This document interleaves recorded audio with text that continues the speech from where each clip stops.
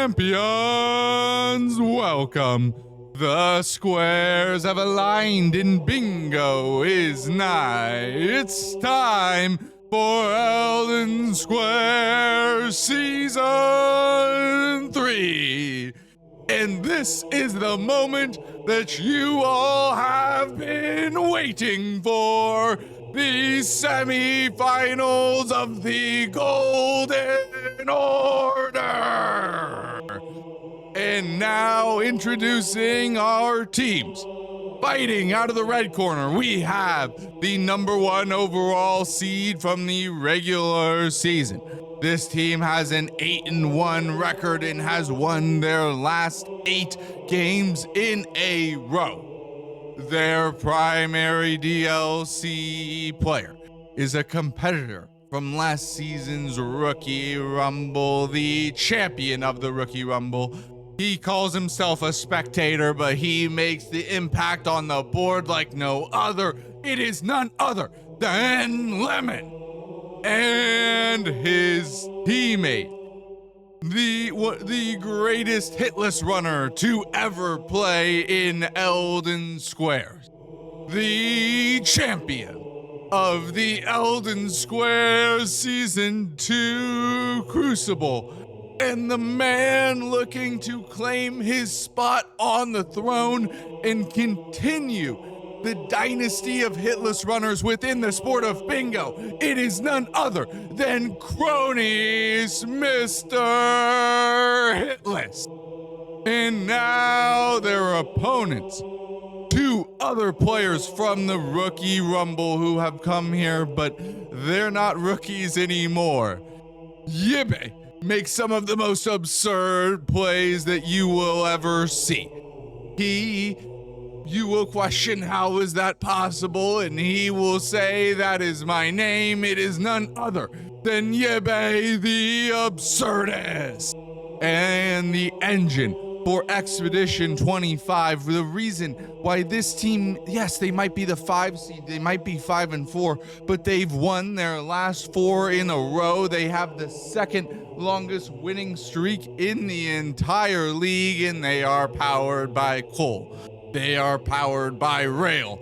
They are powered by steel. They are powered by Thomas the Tank Engine. Choo-choo! Now let's get ready to run that board and square off.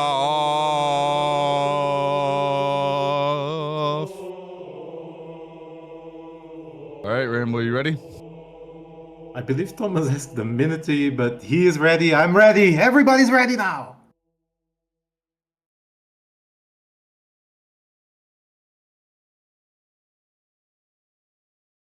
All right, let me make sure lobby settings are good.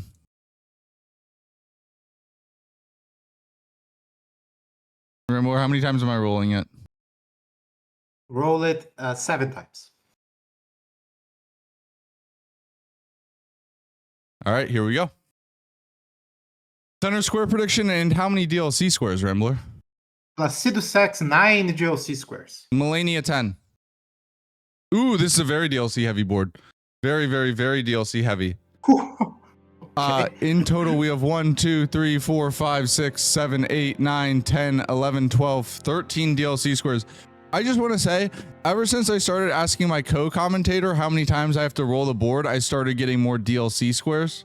That's my new conspiracy theory. I have to just ask my co-commentator every single time. But looking at some of the board, we have some massive kills here, especially in the base game. Pretty much the big 3 of the base game are on the board. Malekith, Melania, Plassey, like what more could you want? Cinema, as the kids say. Also in the DLC, we have none other than Bale, the Dread, Midra, Lord of Frenzy Flame. I mean, late game, this looks like a very heavy kill board. But the key is going to be putting yourself in a position to get that advantage in the base in the late game, right? I look for that 4 different remembrances to be a really nice combo square there. Gelmir bosses, you know, does someone go for that off rip? It gives you really nice positional awareness, or a really nice position. But that being said, you know, typically Gelmir bosses can be synergized really well. I mean, Noble is a great idea as he counts as Gelmir. But other than that, it's kind of tricky to synergize it. I would say there are a lot of options here, but I would also say not only does one player need to do the DLC rush on this board, but you also want to get your base game player in position to get into the DLC so that they can make an impact at the end of the game. But it's going to be an interesting one. Rambler, what are some of your thoughts? Well, ideally with this kind of board, you get both players in the DLC by the end, right? Like at least to run some of the squares. I see like a very interesting play here on like maybe you go for Malekith early-ish at least, and go for Placido Sax as your second remembrance. Maybe get something out on the way like Vike. And the other option would be going in the direction of Orgina for Black Knife Assassins. That's another square that can be going early to prep Malenia and Oathseeker Knight Black Knife set as well, the same line. So it's a very valuable line row one. For the GLC players, 5 GLC bosses looms large, and with cookbooks and Egon's Throat Finger, I expect a very fast ADM kill. But it is not the type of board that you probably do not prep your weapons. So I think this is gonna be that kind of like prep full game where the first square is marked like close to 20 minutes or something. Yeah, I mean, there actually is a line here for an early Malenia, because you have two-handed sword, Dragon Crest Great Shield being in Haligtree. Obviously, Malenia on the board. Malenia is one of the 2 DLC bosses you need to kill, right? You get access to Loretta there as well. Granted, she's not a remembrance, so does not count for that. But you also can then get Black Knight Oathseeker Black Knife set. You can also do the Black Knife Assassins. I think there is potentially serious merit to an early Malenia type of play here. Yeah, 100%, because we also have Starfist alert. Ronis and Thomas starting with Starfist. Like, I'm like with Malenia, I'm kind of like the Dos Equis guy. I don't always do Malenia, but when I do, I like to have Starfist. Like it is basically a completely different fight when you get double status and you get that type of damage. Yeah, I would say it's, in my opinion, one of, if not the best weapons for her, right? Alabaster's is up there. Shockingly, Eleonora's Pole Blade is up there because it just trivializes her. She just can't, for some reason, cannot stand the Ash of War. But yeah, like Starfists are so good against her. And I would not be surprised to see it done early, but we'll see what the players decide to do here. Yeah, that's why I think like counterintuitively or counter threat that you should be considered. Like if you go for Malenia, you're probably not going for Malekith, right? So Malekith turns out to be a very important square, especially for Thomas. I don't know if Thomas is willing to challenge Cronis on Malenia if they both go for it. So maybe Thomas will prefer to go the Malekith route and also get Placi and maybe like some other preparation on the way. A bit forgotten, like Godskin Noble without sleep is something that you can rush pretty fast through Academy, and the fact that Thomas is grabbing these shoes here and going for Academy key instead of Makar tells me that he is thinking of doing Noble early. Yeah, I mean, I think early Noble is the other good idea here because it sets you up potentially for Rykard as a DLC entry point, but also the main thing is like it's one of those remembrance boss. It's a Gelmir boss, sorry, and worth a lot of runes and something that is kind of a comfort play, right? Like it's practiced a lot. Right. Yeah. And compared to Malenia or Malekith, like doing Rykard is a breeze, especially after Noble money, right? Like I mean, honestly, not gonna die out of nothing. So you could use that as your path to the DLC while you mark other squares in base game, like Montgomery bosses. I don't know. I'll be honest. I think Malekith is way easier actually. But that might be a bone. Like Malekith might be easier for sure, but it is like it's a long run there, right? Yeah. Like it is going to be something, and you're definitely not going Plasty immediately after. Like you need to have Plasty's a fully bastard. upgraded weapon for Plasty. Plasty's the tricky one because, like, keep in mind in this format, right? Also, these players are so experienced, right? Malekith being a glass cannon type of boss, right? Like, that's kind of good for these players, right? Yes, he can always catch you out in, like, you know, if I had to, you know, bet my life or do a fight hitless like 100 times in a row, Malekith would not be my first choice at all, right? But that being said, like those glass cannon type of bosses really are good for this, you know, because if you have to hitless a fight, like you'd much rather do Malekith for a minute than Plasty for 5, right? Yeah. Like not only is that less time, but also it's like in terms of speed, but also it's like less opportunity to get hit, right? I find it interesting that Thomas went and grabbed the Academy key, but he decided to go EG anyway. Maybe he's only thinking of getting Hoarfrost Stomp to make Noble a bit easier with Cold. But he could have done similarly, just going and killing Red Wolf first. Obviously, that's a bit of a waste of time compared to. I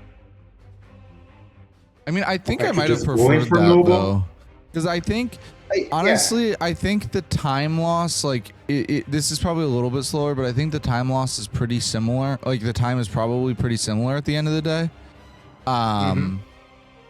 To just like bum rushing Red Wolf after you get your 1s, 2s, and 3s, and then you have Red Wolf dead, right? Which doesn't necessarily provide any immediate value, but on a board that is very DLC heavy, it just gives you access to another quick point entry DLC entry point with Renala, because we've seen so many times, like particularly on boards like this, where we get into these end games and one player is just out of the game, right? Because by the time they get their 2 remembrance kills to get into the DLC, like they have nothing. And if anyone's confused on what we're talking about, this is Elden Squares Bingo. Hi, welcome in. Great to see you. Basically, it is base plus DLC 2v2 bingo, but instead of one player starting in each area, there's a progression element to it. So everyone starts in base game pre-Altus. You need to kill a remembrance boss to get into Altus, you need to get into Altus normally for those graces, and then also if you kill a remembrance boss, 2 remembrance bosses, you will get DLC access. I butchered that explanation, but hopefully you all understand. If you have any questions, let me know. We will get you in chat. We see a different choice of weapons here. Yibe is fighting the Red Wolf with the Crescent Moon Axe, which is kind of like a discount long heft axe, while Lemon is going with the Lordsworn Greatsword. Yeah, me personally, I'd take Lordsworn. I don't know about you, but I would take Lordsworn. I remember when you know, the only bingo event I've ever officially competed in, the Scattered Bingo Moonwalk, right? Ripple Crescent was in there, and initially I was somewhat excited about that weapon, and then I tested it and it disappointed me in every way. Yeah, it's not the best damage out of Great Axes. The advantage obviously is the reach of some of the attacks. I think Lemon selected the sword as well because his is already upgraded, right? So he has a little bit of a lead on Yibe here because Yibe probably is going to upgrade only now. Yeah. Yep. Well, there it is. Both players get through Red Wolf. I was a little nervous for Lem there because he got hit early and then refused to heal and did much of the fight hitless. But at the end of the day, he gets through, and that's all that matters. And we're going to see the diverging plays here from our base game players take effect. As Thomas, there's our first death of the match, a failure on the cage skip, right? It happens. It is what it is, but never good to have the first death of the match there. Yeah, no, that sucks, but it's not the worst time loss. He can definitely oh, he's fucked it up again. Dude, he's jumping way too early. Does he know the skip? Like, he doesn't look, he looks out of practice with it. Yeah, right? he looks out of practice with it. There we go. Like, there are some times when you miss a skip where you just like miss it and like it is what it is, right? Because not, skips are not 100%, right? But that one just that second one in particular, he just clearly jumped way too early, right? Like it didn't even look close, but he got it third try. That's all that matters. One thing that is like it was mentioned during the broadcast with them playing against Helios and Ellie was Thomas and Ibe had the least experience, so they kind of like had to catch up with stuff, right?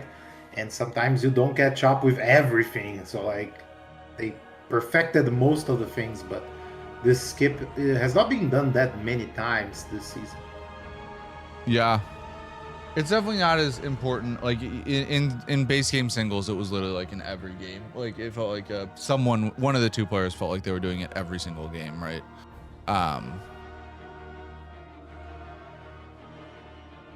As Kronis also gets through Makar there, both Lemon and Yebe get through Margit. Everyone's playing quite well this morning, but we will see the Noble. Great dodge on the Noble presence. Hoosier could never. He's washed. I've been getting more of that dodge recently.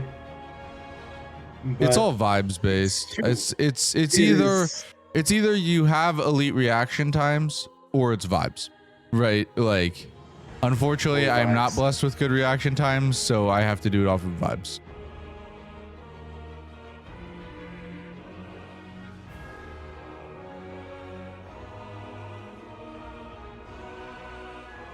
Big stagger. Really nice fight. In Starfish, even though they're strike, him being weak to bleed, like, they're still so good against Noble. I believe that was Hitless. Absolutely perfect by Thomas. Great job there. Very methodical fight out of Thomas. And the thing is, now it is like a very critical moment in the game. It may not appear so, but Kronis got information, and the information is, I am alone in Altus. I can prep a lot of things before Thomas can actually catch up. So let's see what he goes for, while Lemon and Yibe are at Godric roughly at the same time. Yeah. And the other thing too is, like, comparatively to base game singles, right? This 2v2 format with the heavily reduced smithing cost, right? It is smithing supremacy. In base game singles, Manor was so valuable because of the stones, right? Here, the stones play no impact, right? There's good somber stones there, not really smithing. I'm sure there's some niche tech, so, I'm not saying that in absolute. I'm sure there's something to someone in chat who's like, but these specific stones.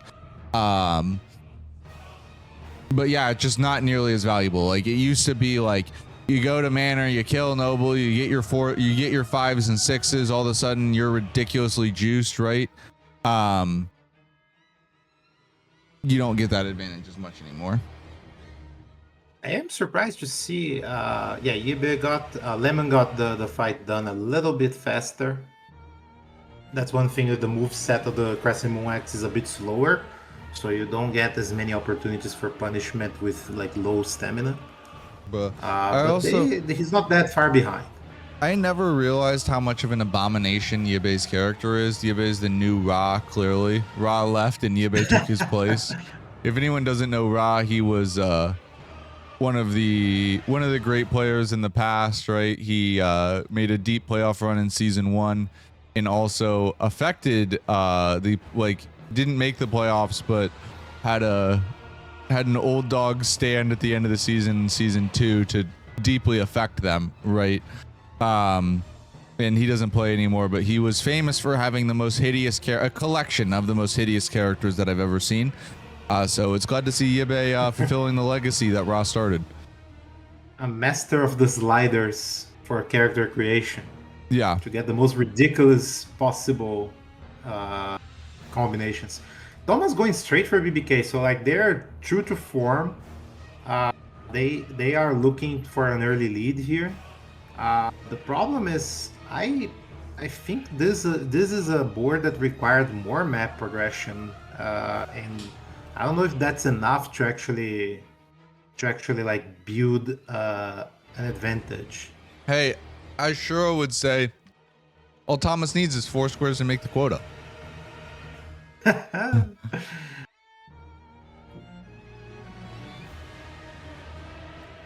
would be funny. I mean, they just are a team though, like you pointed this out to me.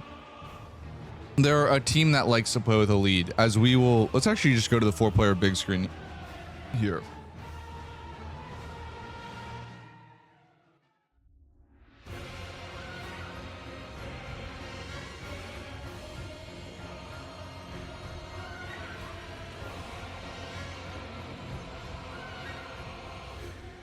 So we have double Ronaldo at the top of your screen. Cronies in on the Black Knives in Ordina. And then Thomas is going for BBK. And he, he's naked. I think he still has to do this hitless. I think he can take a hit. I don't know. But that It's will be really close. It's not a big one. Okay, he can take one hit ever so slightly.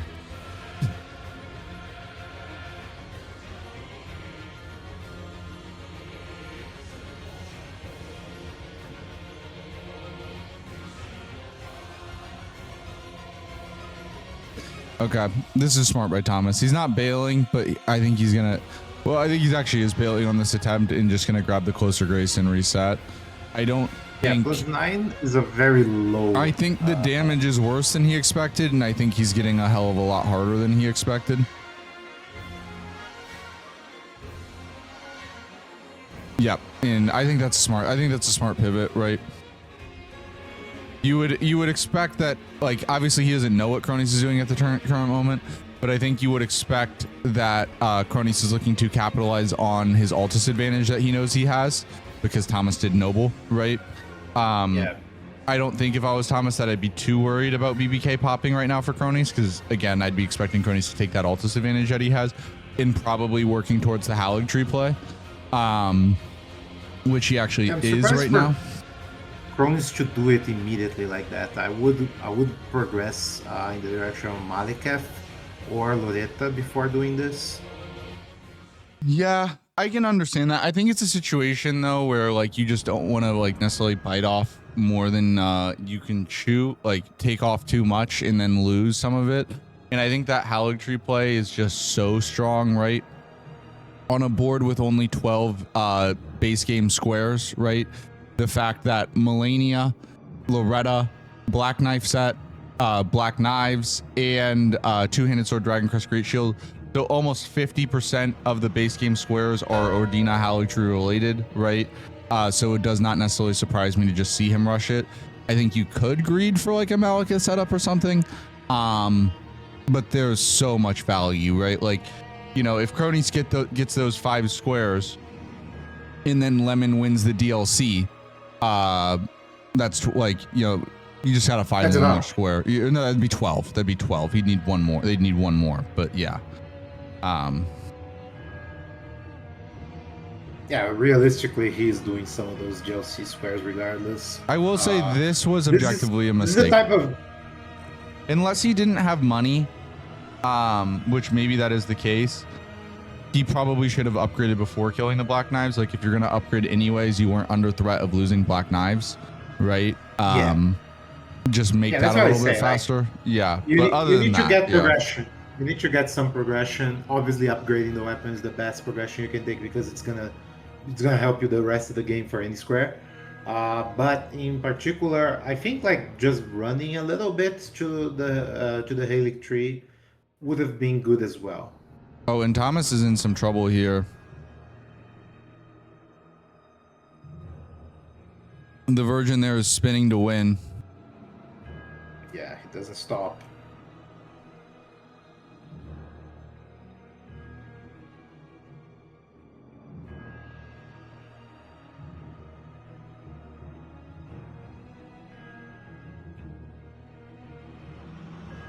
Side with the fake info in chat. Yep.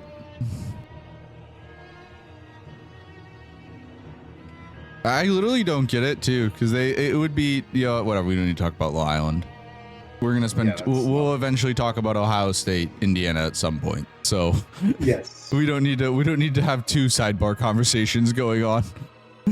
No.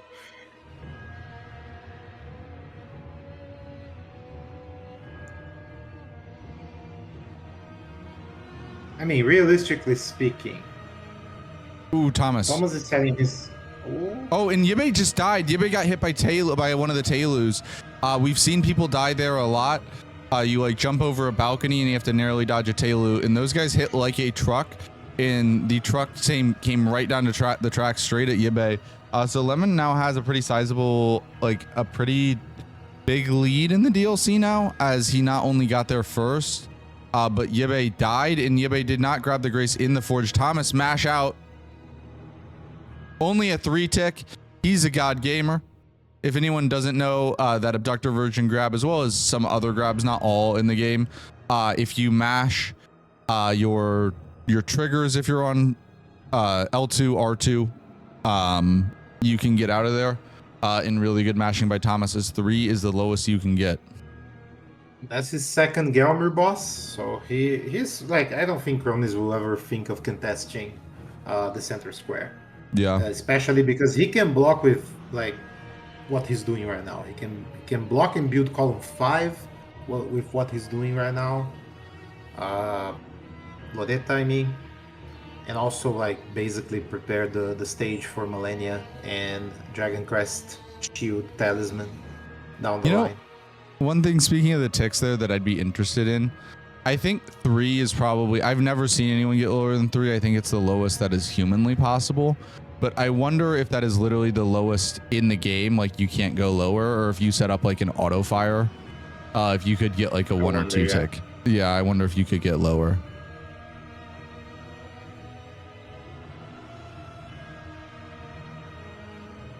Yeah, I think not only because of Yibe's death to the golem inside the forge, but I like budget hitless situation right now a lot better because of not only map advantages, but also like the situation with Crone is gonna buy Lemon the opportunity to just go for some squares that he wouldn't necessarily go for immediately.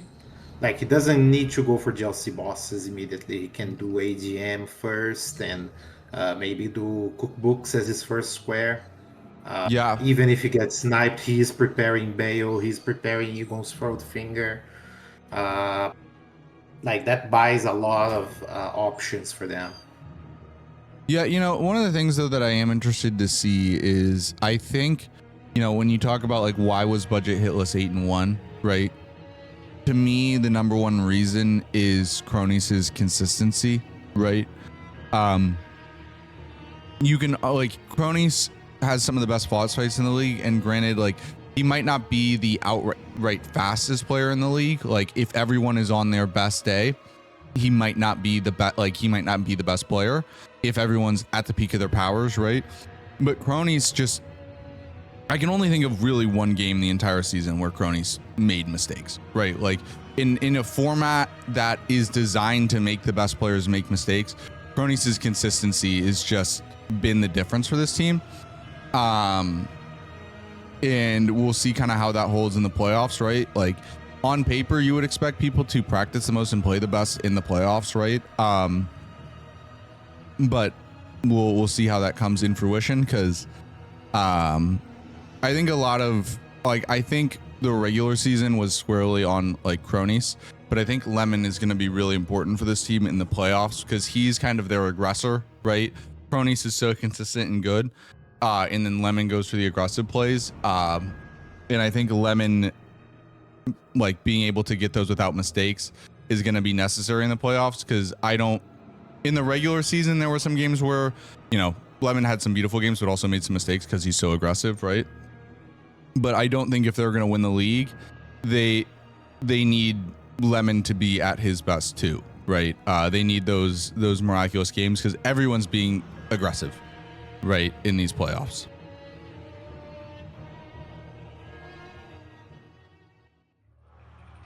And they're actually, speaking of the devil, there is a mistake from Lemon. He gets hit by ADM and goes down there, right? And it's not like anything major. It's just, I think Cronies has had more, deathless games or bingo deathless, in which there are some times where you intentionally die, like not counting those. He's just so good. Yeah, what he's doing to Loretta is just like pornographic. Yeah. I will say, I think this is actually a really easy fight with Starfist. Like, I remember when I was practicing for Hitless, I was concerned about Loretta because I was practicing. I never finished it, but I did route AGR Hitless, all great runes. And I expected Loretta to be much more of a problem than she was, but not a problem whatsoever. Yeah, it's not the absolute hardest fight for sure. It's still very impressive the way he does, like with basically Lemon's dead. Lemon gets hit by the maw. Wild Strikes does not take him out of the maw. Yeah, the maw. Also, ADM is like glitching on him. Look at that dance. Yeah. But like, ancient dance, man. But like the the thing about the maw is that the only way to actually take him out of it is with status. Like, you could frost or bleed him out of it, but other than that, like, no attack. Like, he has infinite poise, pretty much. Yeah, I think that row 5 is annoying to block, but I think it's more so just a little annoying and a little concerning than like a top tier threat, right? Because you have a lot of remembrances, you have DLC bosses, you have Midra on the board, right? This probably could just push them into like an early Plassey, an early 40, or an early Midra, right? Midra for the square, the DLC boss, and the remembrance boss. Like, there are ways to synergize it, right? It's not the most painful block, but it definitely is just a little annoying a threat to have on. And also, I like that positioning a lot. Normally, when you have two squares on the same line, you're leaving yourself pretty open with the board. But that being said, both diags are blocked, right? Yeah. Gibet decided to go for Chief Bloodfiend to not only block row 1, but also build column 4. Because, well, he realized he probably is behind because of the death in the Forge. But Thomas is going for, like, preparing at least Malikev and Blasi as a, like, inevitability. But the problem is Cronies is going for BBK. I wonder if we're gonna end up, like, getting a race here. Because Thomas might pivot into the fight, and he has the Grace right next to it. So yeah, and actually they are kind of pushing this idea a little bit. They're gonna force Thomas to go kill one of those dragons early because Lemon is going for the Midra.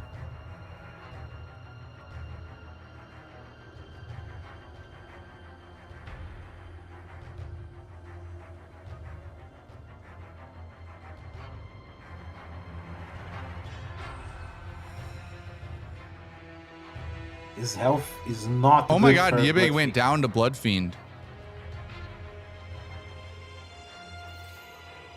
Yeah, no, like with this health, like he has what, like 25 vigor. This could be a repeat of so many games that we've seen all season with budget Hitless versus anybody, where, it's not like anyone necessarily plays bad, but just, those little mistakes creep up, but Cronies doesn't make them. Right. Granted, of course, I curse him, and maybe he's gonna make a mistake here. But Cronies just doesn't make these types of mistakes. With that damage, I just don't see how. The fight is gonna be done very quickly. And I will say this BBK, a boss that is... The arena itself is maligned, but the boss is pretty loved. And Yabe goes down again there to the Chief Blood Fiend. We'll go full screen with cronies.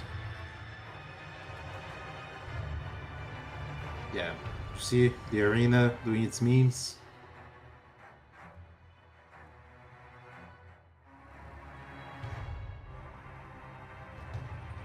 Yeah, and this is just like bread and butter for cronies, right? Like you get Starfist and go to work. You know, you get the full Blue Dancer buff.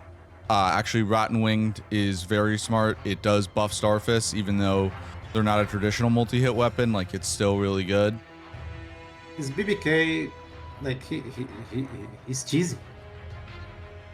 Yeah, his opener, like at the start, it was incredibly fast. He's gotten some memes here, but it's not his fault. It's the arena's fault. As there is the hitless BBK, very nicely done. And now we will go with Thomas here, because he is going for Malekith, the Black Blade. Thou who approacheth destined death, I will not have it stolen from me again. Witless tarnished. Yibe gets the Blood Fiend. Yeah, and Lemon's going for Midra here, so we're actually going to go to the dual screen. And Midra OST takes supremacy. I'm sorry, Malekith. Midra's OST is better. And Yibe's going for Midra as well, but he's going to be too slow. Unless Lemon dies, but he might have to die twice.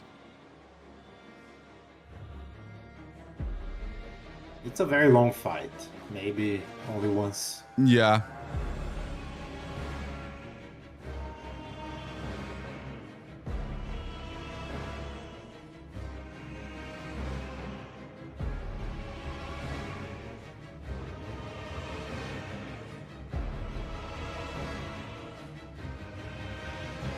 Thomas is going to get Vortex here. Very clean. Big stagger. Great job. Yeah, that's the beauty of like going for Malekith. Like you can get the fight done even without like a fully upgraded weapon, because it is like he doesn't have that much health.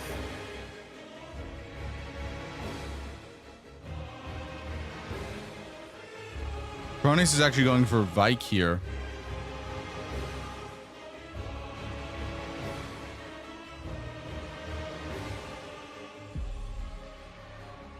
Very nicely done by Thomas.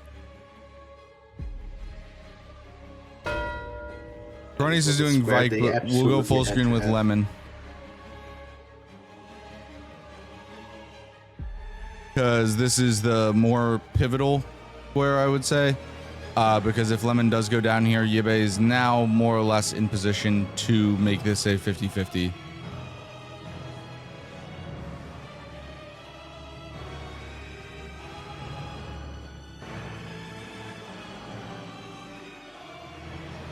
But that was a textbook Malekith fight there by Thomas, which is just so impressive, right? Like he actually 3 players in this event are from the last Rookie Rumble, right? At the very least, Lemon had some like cross discipline stuff. Like Lemon's done done some hitless stuff as well, right? Quite a bit at this point. Mm-hmm. But Thomas and Yibe, right? Like they were pretty much just bingo players. Thomas has gotten a lot more into rando and stuff. But in base game bingo in that rookie event, Malekith was not there. So to have such a clean Malekith fight, that's basically something he's learned in the last, couple months here. Very impressive. Yeah, it's such a brutal snipe that Yibe is gonna suffer right now. Yep, there goes Midra down. Absolutely beautiful by Lemon there. We'll go with Cronies here for the Vike. And that, especially because that has a combo effect, right? They're now in trouble with DLC bosses and remembrances, and there goes the Vike, and it's gonna be a 5-3 lead here with superior board pressure and advantage, as we see two, that one was more brutal, but two not the hardest snipes, but definitely two snipes with the BBK and the Midra in a row there, and all of a sudden it's a 5-3 game. It's also gonna delay Yibe on doing other things. Like he's now probably going for moon refill, which is very wise. Column 2 at the moment has a very very staggering problem. He doesn't know for sure that Lemon killed AGM, but he could assume that, and that means cookbooks is gone, GLC bosses is probably gone. Malenia, we know like Cronus has a huge advantage just by having done Loretta and Black Knife Assassin. So they are making sure that they get their blocks there before it becomes a problem. But the overarching problem is they are falling behind on majority very quickly. Yeah, and Thomas, you're going for Fortisax. I mean, I like this. I think it is positionally the most valuable square on the board, as it would alleviate the pressure both on the row 4 and the column 5. But it's a long square to go for. The only, like, the solace you get is the DLC. The one remembrance down for the DLC, and that'll actually be 2 because he already killed Malekith. Like, that's kind of the solace there. But 2 long plays in a row for Thomas, while Cronies is able to be faster in terms of like square pace, right? He's just going for quicker squares. Yeah, Yibe for here Crown is going like for it doesn't really matter. Like if he gets Malenia, he will be basically just like a Radon or away from getting GLC access as well.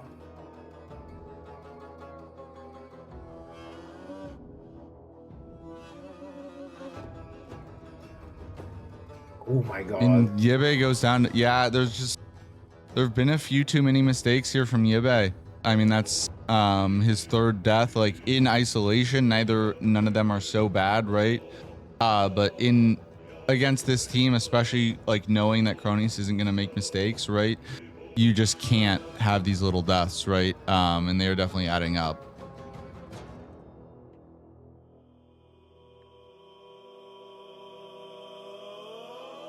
Yeah, Yibe decides to go for I suppose AGM now, which we know he's very behind. Lemon is about to mark cookbooks, but it might be the money he needs for surviving a few more hits. Like with the Blood Fiend, it was a problem. It's even more of a problem with Moon Refill. There goes cookbooks. Yeah, and knowing that, and that's like so concerning because Lemon has DLC bosses on like basically guaranteed now. So if Yibe doesn't get Moon Refill, that's a bingo. Like because Cronus is pretty much already at the Malenia grace. Yeah. So like he only needs to survive the combugs. And he's gonna have to kill this here because Lemon's going for it, right? Yeah, like there's no reason not to, right? Like it's so fast after you got that progress. Yeah, I think this is a situation where like I do believe Thomas and Yibe can beat this team, but they just, especially because Cronies is so consistent, they cannot afford these little mistakes, right? Because like Cronies isn't gonna make them, right? Lemon might make some, but also he's like very aggressive, right? He's incredibly aggressive in that, so it evens out, right? We're gonna go full screen here for the Malenia, and we'll also put Yibe there on the right side as he goes for Moonrithil because they have to have this.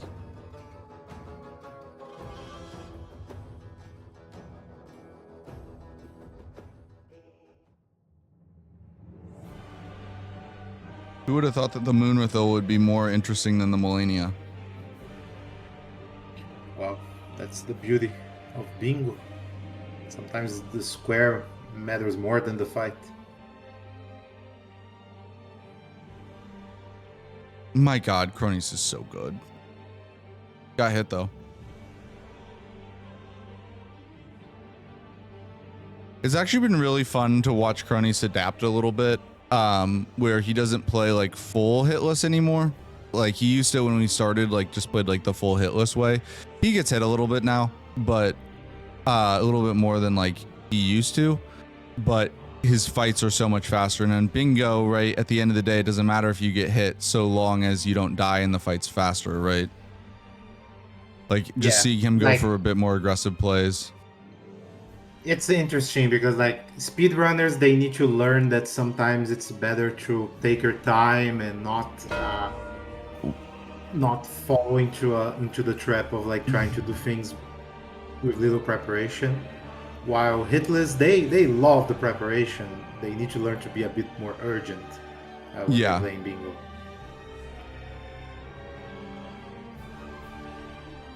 I mean, that's ultimately why I think speedrunning is overall like a consistently better base, right, for bingo, right, if you're going to start with one. But that being said, the hitless runners who are able to make that adaptation, namely, you know, and there are some great ones, right? Like Cronies and Gino, they were able to adapt pretty quickly. V-Sweat and CBD, right? It may have taken them a little bit longer to make that adaptation, but I mean, they're amazing, amazing bingo players now, right? And Thomas goes down there. Meanwhile, Cronies gets Melania. I think that, I mean, Expedition 25 that attack are in a is lot a of trouble weird here. one to deal with. That attack is a weird one to deal with. Now I wonder if Cronies is just gonna try to get the second remembrance, or if he's going to work towards a more majority-oriented play. Like assuming that he's not gonna get Blossy, he's not gonna get 46, and go for things like try to get 5 bosses in K-Lid, or maybe just go over Dawn or another remembrance to cashing on the Oathseeker Knight and Black Knife set and Two-Handed Sword and Dragon Crest. Yeah. Also, welcome in, Simo Ben. And for anyone who is new, this is Elden Squares Bingo. Base game plus 2v2 base game plus DLC 2v2 bingo. This is, if anyone doesn't know, I've been running a bingo league called Elden Squares for a year and a half at this point. We have some of the best grassroots players in the world. This is an entirely merit-based league. We have 60 players across 3 different divisions, and currently we are in the end game now. This is the semifinals of the Golden Order, the top division. Expedition 25, Thomas and Yebe up against Lemon and Cronies, budget hitless. And yeah, I do want to say, if anyone wants to get into bingo, I will say it's on PC. That being said, though, I have always said, and I will stay with this, if we have enough interest for a vanilla event, particularly for console players, would love to do that, right? There just has not been the interest so far, but if anyone is, we'd love to do that. And you can join Ignite. That is the community where Elden Squares is hosted, as well as a lot of other great leagues. We have the Scadu Bingo League, which is DLC Bingo. That Rambler hosts. Will be actually joining forces for next season of Elden Squares. We also are going to have a randomizer racing league hosted by Sci-Fi, the Nightmare Seed, a bunch of cool challenge running in competitive Souls stuff going on in Ignite. So if anyone is interested, we would love to have you. Yes? It's a race. Definitely. It is a race. Is it supersonic? It's supersonic. They're both going to the fight. All right, then, ladies and gentlemen, start your engines.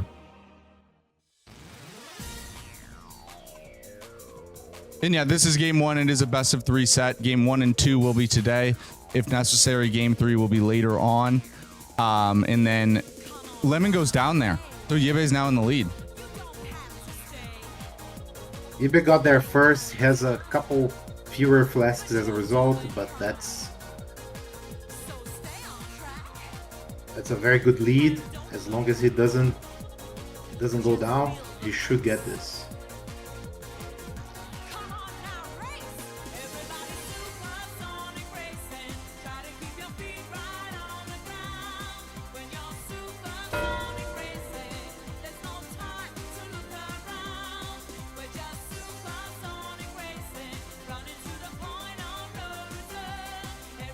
A very nice Fortisax kill there by Thomas.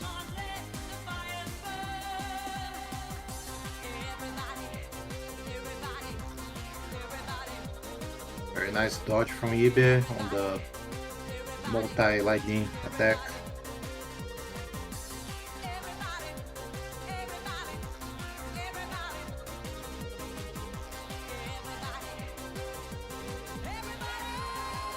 Cronus is now actually going for Radon to get his DLC access.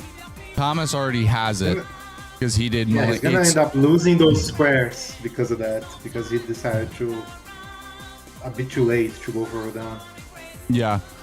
If anyone's new, because I know we have some new people. I've just seen some people who've been in my chat recently who have probably not seen Bingo. It's altered progression, right? So if you're like, how the hell did Thomas get in the DLC by killing Fortisax? You know, in vanilla. You know, we'll watch the end of this race and I'll explain.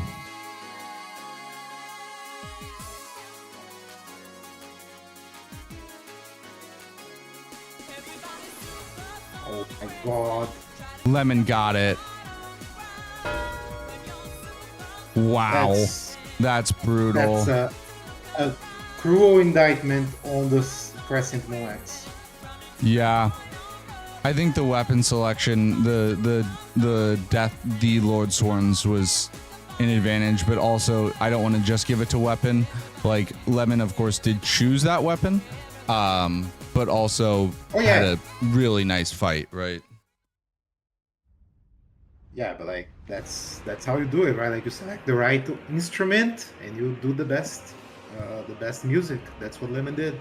Yeah, as Cronies gets that Radon there. But anyways, what I was saying, like in vanilla, right, you have to kill Radon in mode to get into the DLC. In this format, it is any 2 remembrance bosses will do. So you could do, you know, the meta for the rush into the DLC is Godric Renola, right? But we also see Thomas there doing, Thomas did Malekith and Lassie, right? Cronies did Radon and Melania, or sorry, Radon and not Plassey Fortisax. And now Lemon is going to finish DLC bosses and remembrances, and if this goes through, I mean, it looks like this game 1 is all but over, right? If Lemon gets both of these, yeah, it's gonna be very difficult because I don't think Thomas can snipe cronies on everything.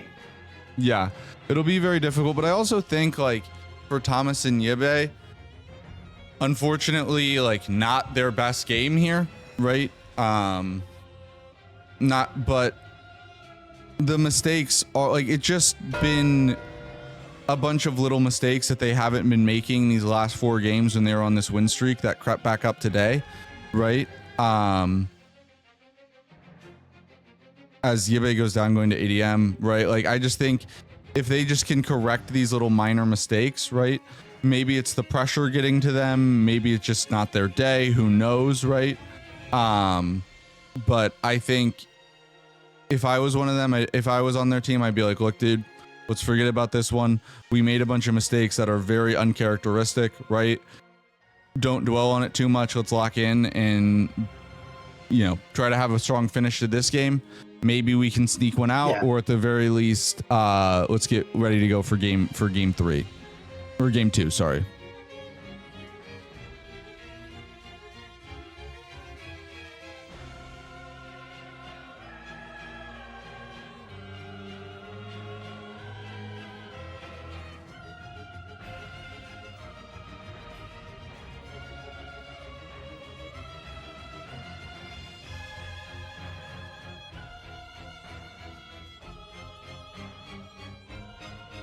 Cronies also is gonna be in a position to do Legendary Spirit Ashes faster. Very Because nice, he- Rolana. So that'll be 4 remembrances and 5 DLC bosses for Lemon.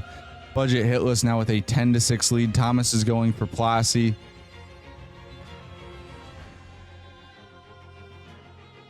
Yeah, I think the just little mistakes added up, right, and they led to snipes.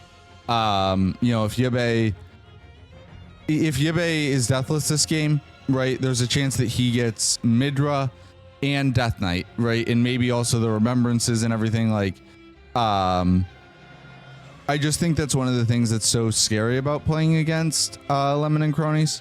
I feel like they're just one of the most consistent teams in the league, because as long as Cronies doesn't miss mark, right, he's not going to die.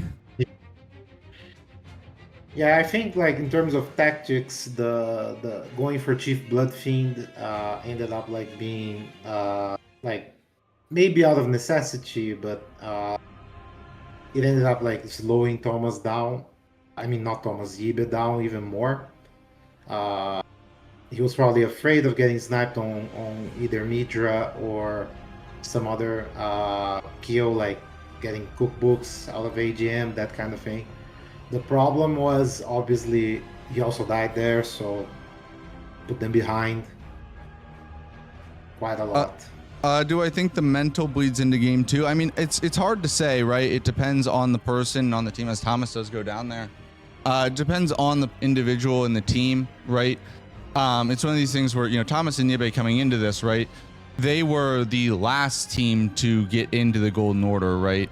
They were initially going to play in the Crucible, and then because in the league was going to be 8 teams, it got buffed. It got changed to 10 teams, right? And Thomas and Yibe were the team that we gave the spot to. I think like at the end of the day, that was the right call, right? But as Lemon does goes down there as well.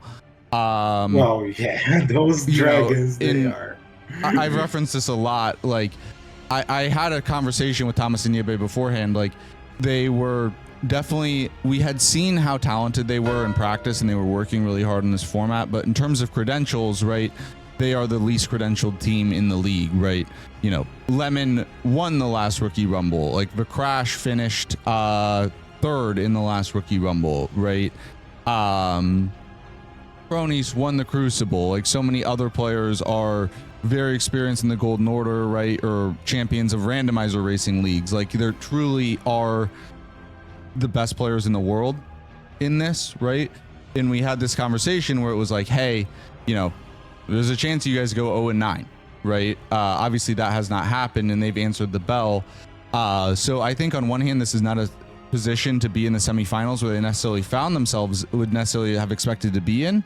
So they might feel like, hey, we're playing with house money a little bit, but also it is so hard to get deep into these leagues, right? Like, yeah, you can, on one hand, you can say like, oh, they're rookies, like they'll be back, but like that's not necessarily true, right? Like, it's very hard to make these type of deep runs, especially because, you know, with the Ignite community, it's like every season, you know, not only do the players who are already good continue to get better, but there will be new rookies, right? Like Ronnie, Belbo, Tiny Bobcat, Mix, Arkham. You know, if you're in the Rookie Rumble, and I forgot you're, and I didn't mention you, please, no disrespect. You know, and also like really good players in the Crucible: Harv, J-Man, Dagger, Champalampa, Belbo, or not Belbo, Champalampa, Stakes, Aggro, Satan, right? Like there's so many good players. It's so hard to be in these spots. So it's hard to say how they'll be feeling, right? I would say about the mental after losing game 1, I think it has a lot to do with how confident you were going into the game. I never came back from a 1-0. I did got the comeback on me against Shura. Like I got the first game, very weird game, very like bizarre game for my standards. Like where I rushed the bingo.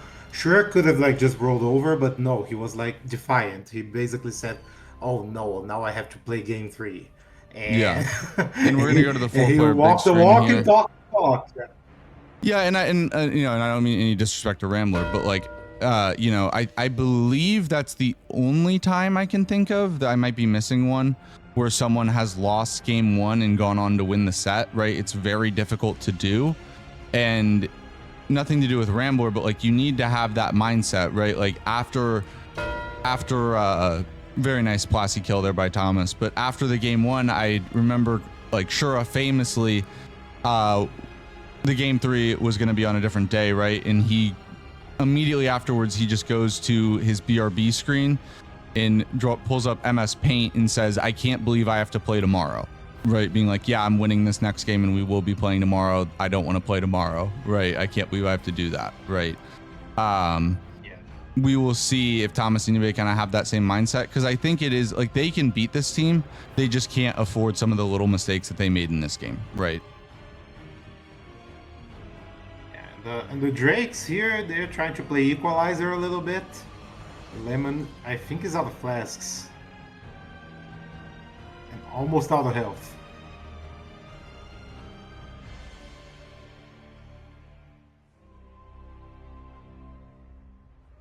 Yeah, Dolls, I mean, I agree. I think overall, Elden Squares is probably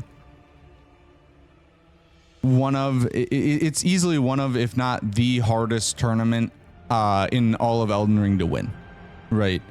And that's not necessarily because, like, I'm not saying like, oh,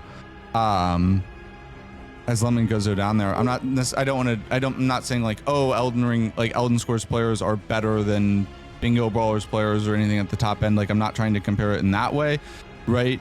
But like, this is a league. It is a very long league, 8-week regular season plus playoffs, right?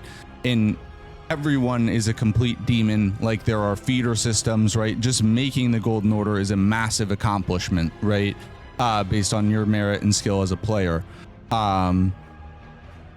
Like, the bottom line is like, it's just a deeper league, right? You have 60 players in Elden Squares, and only one, or in this case, because it's 2v2, two can win, right? At least win the Golden Order. It's just so hard to do. Yeah, and Cronus is going to end up like playing the finisher. He's not contested on Larval Cheers. But Yibe might be able to steal this throat finger from Lemon, because Lemon gave up on it and is going for Bale. And that could be like that. That's the type of thing that you want to have before playing a game 2. You wanna, like, you lost this one, but you're getting the fights that you were going for by the end. Like, get Plasty, you get this maybe. Like, that builds up your confidence. That makes okay, if I just have a little bit of a better early game, they can be defeated. So building your confidence has to do with that type of scenario as well. There goes Queelan. I don't think you heard a squeaker toy, Nat Pat. You might have heard the birds. Oh yeah, I have some birds close to me here. They're not mine. They're just like they're like São Paulo's nature. That's yeah. There is such a thing. I don't know why they're captured so better than all the other noises that I. Yeah, I don't know. The birds, they just sneak through somehow. I don't know why. Like, sometimes my voice is not captured, but the birds are. But the birds are. All right, that'll be Furled Finger there. I mean, the reality, like, this game is like Lemon. Thomas and Yabe are in an impossible spot where they have to guess, right? Egon's Furled Finger into Bale's pretty obvious, right? Granted, Lemon just said, screw the Furled Finger, I'm going straight to Bale. But Thomas had to make the 50-50 call between Larval Tears and Gelmir bosses. Didn't get the call right. And Cronies will finish this with Larval Tears, and we will be on to a game 2. There will be no post-match interview after game 1. We will do we will bring all the players in after the second game, whether it is 2-0 or 1-1. And there'll be about 15 minutes or so between the games.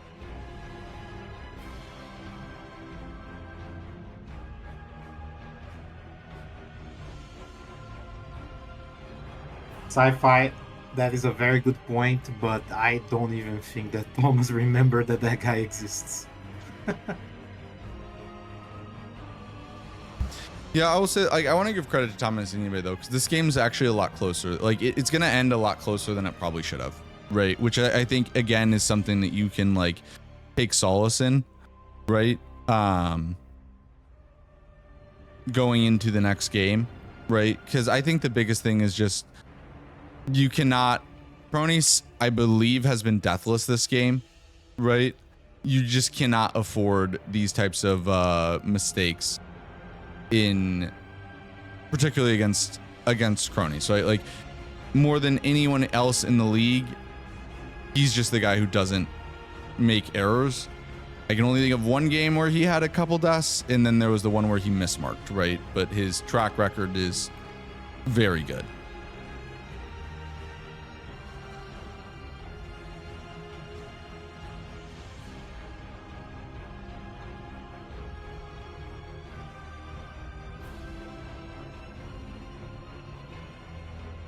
Oh, Daos, that's very wise, so maybe I can fix it. Do I want to fix it? I don't know. The birds are kind of iconic. Yeah, right? Like, someone has to have a trademark.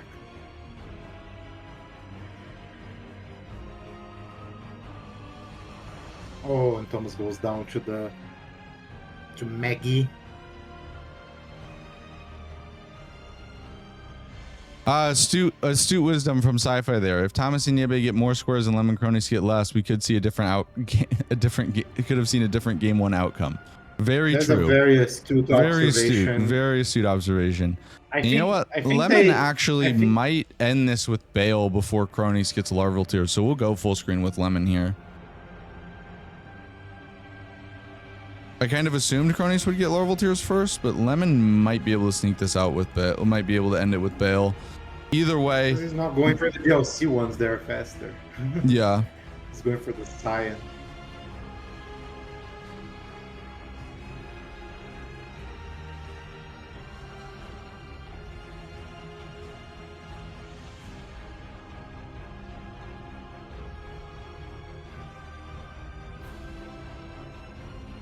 Gotta love the lobster scion. Avert your eyes, Nartok. Well, they might get to Cronies too. He's having trouble. My God, this lobster is insane. There goes the Gelmir bosses.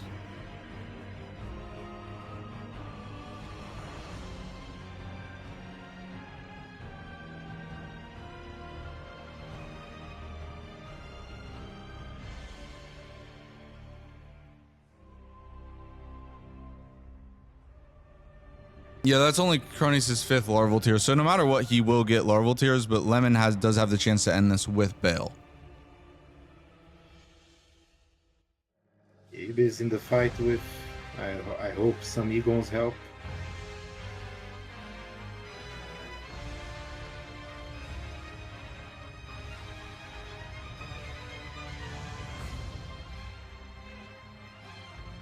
I think the fact that even though Thomas and Yebe, like, there would have to be a catastrophic mistake from Cronies to not win larval tiers, right? So even though they are going to end up losing this game, I think the fact that they brought it back and made it so close is very good for the mental, right? Because you can just say to yourself, yeah, we made a lot of mistakes this game, especially with the Death Knight snipe. Like, that was a very pivotal snipe. Yeah. Like, we laid a lot of mistakes and got sniped. Stagger. As Lemon does get bailed down, and that'll do it. That will be the end of game 1. Congratulations to Budget Hitless as they win game number 1. And we will see how it pans out in game 2 here. Rambler, do you want to get your camera up here? There we go. But yeah, Rambo, if you want to talk a little about that game while I send the players the information for game 2. Yeah, no, it's a very good game that played by Cronies and Lemon. Like, they went for very good initial plays. Like I said, I think a little bit of they could have done a little bit more prep for some squares when they realized they had a lead. I think Thomas ended up like falling behind too much on map. His like attempt to go BBK was a very pivotal thing as well because he spent all that time going there. He ended up not getting the kill. He didn't die, but regardless, right? Like the time to go there is time that he could have gone to Altus and not have wasted. Same with the time in the catacomb that Yib ended up spending and also running through Midra. So a few snipes that can be fixed. So I would say game 2 is not going to be as easy for Cronus and Lemon because it is the type of snipe that I think they realize that is a bit out of execution, but also out of bit of like a bit out of timing, and having to make sure that they are not in a position of being behind on access to squares. Also, this board was in particular a very interesting board to navigate. Like you want to get remembrances done. Thomas ended up like getting 3 remembrances killed in base game. That's not like the typical way for base game player. Like you do more things than that, but it was so heavy GLC and was so heavy on remembrances in the base game that ended up like being like that. And when you're in that position, it kind of like puts the GLC player a little bit more in a bind, right? So they need to try and get as many squares as they could. And Yibe had like an unfortunate death in the Forge that set him behind. He decided to go for Blood Fiend, and that's when the snipes ended up like creeping in on them. I think second game is probably gonna be tighter, regardless of how Cronis and Lemon play, because Thomas and Ibe can clear this out very easily, I think. Yeah, and just so everyone knows, Gamba is up for game 2, and game 2 will start in 16 minutes at 35 in hour, whatever your time zone, 35 minutes after the hour, or 5 minutes if you're in one of the time zones that's 30 minutes offset. That is when game 2 will start, and we'll be running the board at that time. We have already introduced our players and everything, so no reason to do that again. But yeah, I think this is a game where in the end it ended up being really close, right? The end game was comfortable for Lemon and Cronies, right? It was like never really in doubt. But that being said, right, like one snipe going the other way, you know, or just a few less little mistakes, and they will win. Like they will be able to like come back, right? So I think it's a situation where it's just like, don't like you can beat this team, just can't afford to, you know, not play like we did in the last game, right?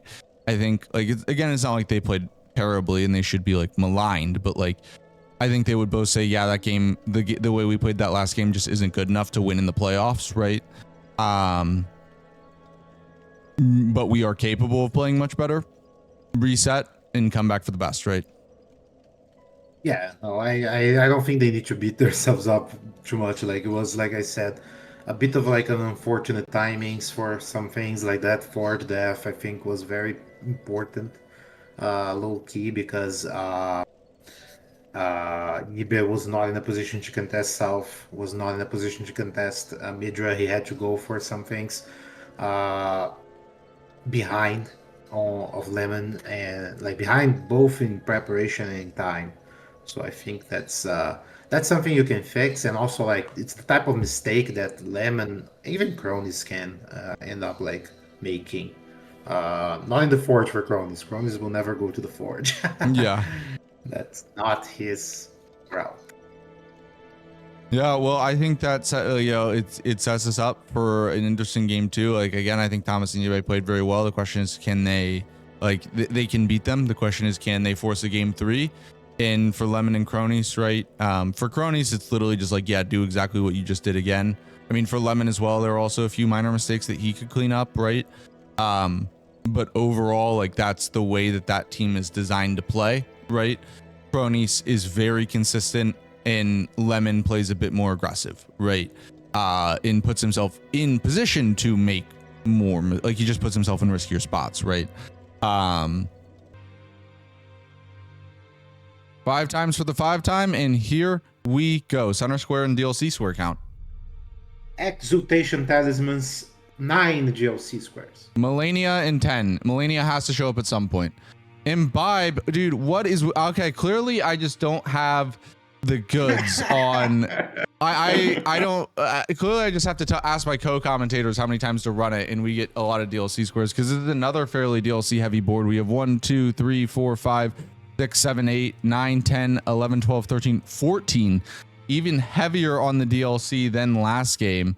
Where were those boards when we were playing, Jay? Dude, I don't know. I clearly, ever since I have started asking my co-commentators how many times do I run it, we start getting more DLC squares. So I don't know. Clearly the game just hates me. I have done something to Bernie because like it was annoying the players too, because in practice, right, you get a lot more boards like this, but for some reason, like for most of the season, if we saw 10 DLC squares, that was like a high roll because I was shooting low. Maybe long-term variance is evening out. We will see. Yeah, we obviously have Imbibe as St. Trina's Nectar. So that is, if anyone doesn't know, that is kill PK and then suckle on Trina, the square. Mesmer the Impaler wouldn't be the playoffs without a Mesmer there. Midra, Scattertree Avatar, Romina, Mesmer, PK, Dancing Lion. In total, we have 1, 2, 3, 4, 5 different DLC remembrance bosses on this board. We also have Onze, remember the name. In terms of DLC openers, like Red Baron Rao base, obviously always looks strong. And then for the base game player, Blood Tax is always a very good rush. You could look to do Moog with Lord bosses as well. Of course, there is the standard Magmorm and Theodorix with Death's Poker. So we'll see how the players attack this board, and I'm excited. Rambo, what are some of your thoughts? Well, I think Blood Tax is a must. Like Magmorm and Theodorix is obviously a very rushable square, but other than Blood Tax, that diagonal top left is all GLC.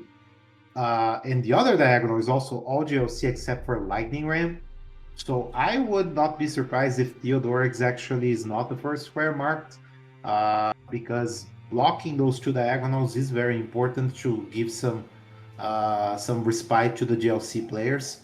Blood Tax is a better square to go for. It's a bit faster than Lightning Ram and also builds your character by getting money, by getting stones. That being said, there is also no Moog on the board, so like preparing that is not as beneficial. But you could do Moog as one of the bosses that has Lord in the name, or one of the underground bosses. So I think a Blood Tax race is in order, particularly with Death's Poker, because we could even like see the new record for this square in particular. Yeah, we very well could. And we will see. Cronus doesn't look like he's going Death's Poker, by the way. He's not. Claws. He's going Claws.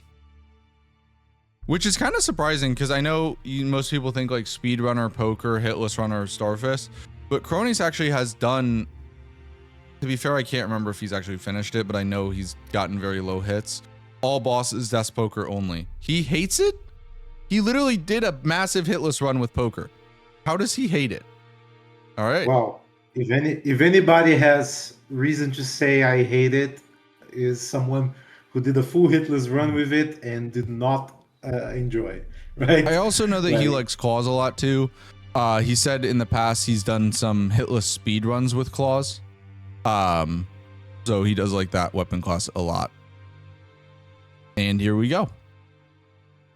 He hasn't finished it because he doesn't enjoy Poker. Got it. Also, sorry, I'm gonna refresh really quickly here. We have a lot of the streams are pretty offset, so let's just go ahead and refresh, get everyone back on as even time as we can, and there we go. The thing about this is Claws is probably gonna give him a better upgrade weapon, But if Thomas practiced Death's Poker with you, like the way that we saw uh, Iron doing it in the game against Thomas and Ibe, this could be a very fast kill and maybe snipe cronies. Like, I think because he went for claws, he's not looking necessarily for blood tax. I think he's looking for Magma Worm and Theo. Reason being, blood tax Ash of War, there is a Somber 9 right next to it. So if you go Death's Poker, you getting that square means you also get a Somber 9, which expedites a pretty good amount the time to get Somber +9 weapon online. Yeah, I know Thomas has practiced this. Like I know, I don't know for sure like how much he's like. It's hard to say like a rankings of who's the best player to do Magma Worm and Theo with Death's Poker, right? I mean, okay. Iron's number 1 actually. That part wasn't that hard to rank. Yeah. But other than that, right? Like I know a lot of people after they saw what Iron did, have put a lot of effort into it. Sci-Fi, Thomas, Wanderer, Helios, like I know they've Magma Worm and Theo specifically with Death's Poker is practiced. Yeah, let's see. Now, Cronies will have the advantage of a better upgrade level on the weapon and the double status, but the path through Makar is a bit faster with a Somber weapon. Yeah. The only thing is Thomas is running into a little bit of troubles here. The poker, you don't need Hoarfrost Stomp, buddy. All right, just take that little 3-second time loss. Don't mind if you do. Anyways, though, It's barely 2 seconds. But speech. Anyways, though, Thomas had to invest a bit more runes to get his weapon online. This was not a very good stat spread because Death's Poker, there's 2 different ways to get weapons at the start of the game here. There's either starting class or round table. Obviously, if it's round table, you can pick whichever starting class that suits has the best stats for your build, right? If it's starting class, then you kind of have to deal with whatever the stat spread is, right? And so normally you would upgrade to +2 at EG. Thomas was able to buy the second stone, but he couldn't afford the second level. I see the X there, and he's two-handing it. So I wonder if he's like. It's int. It's int. It's int. He has int here. Oh. Okay. I think his class started very low dex, and Death's Poker actually has a pretty decent dex requirement. Yeah, it's 17. Yeah, Death's Poker particularly is just insanely broken, particularly in the base game. In the DLC, it's not quite as strong, but yeah, like I mean, think about a Magma Worm, right? Like those guys just roll around on the ground, right? And you leave this massive trail of Ghost Flame, like they just get nuked. There's a reason why Death's Poker is the weapon of choice for any percent glitchless, even though it's like not on the greatest path, right? It is that weapon, right? The question not a question, but like a point to make here. Lemon and Ibe starting with the same weapon. I believe it's Claymore. The good thing for them is that the Rush DLC situation here is not as daunting with the squares that are on the board. Like there's many long squares. Like the only one that you would do like immediately without upgrading the weapon is Eyes of Grace and Occultation, which I believe will be the early rush for them.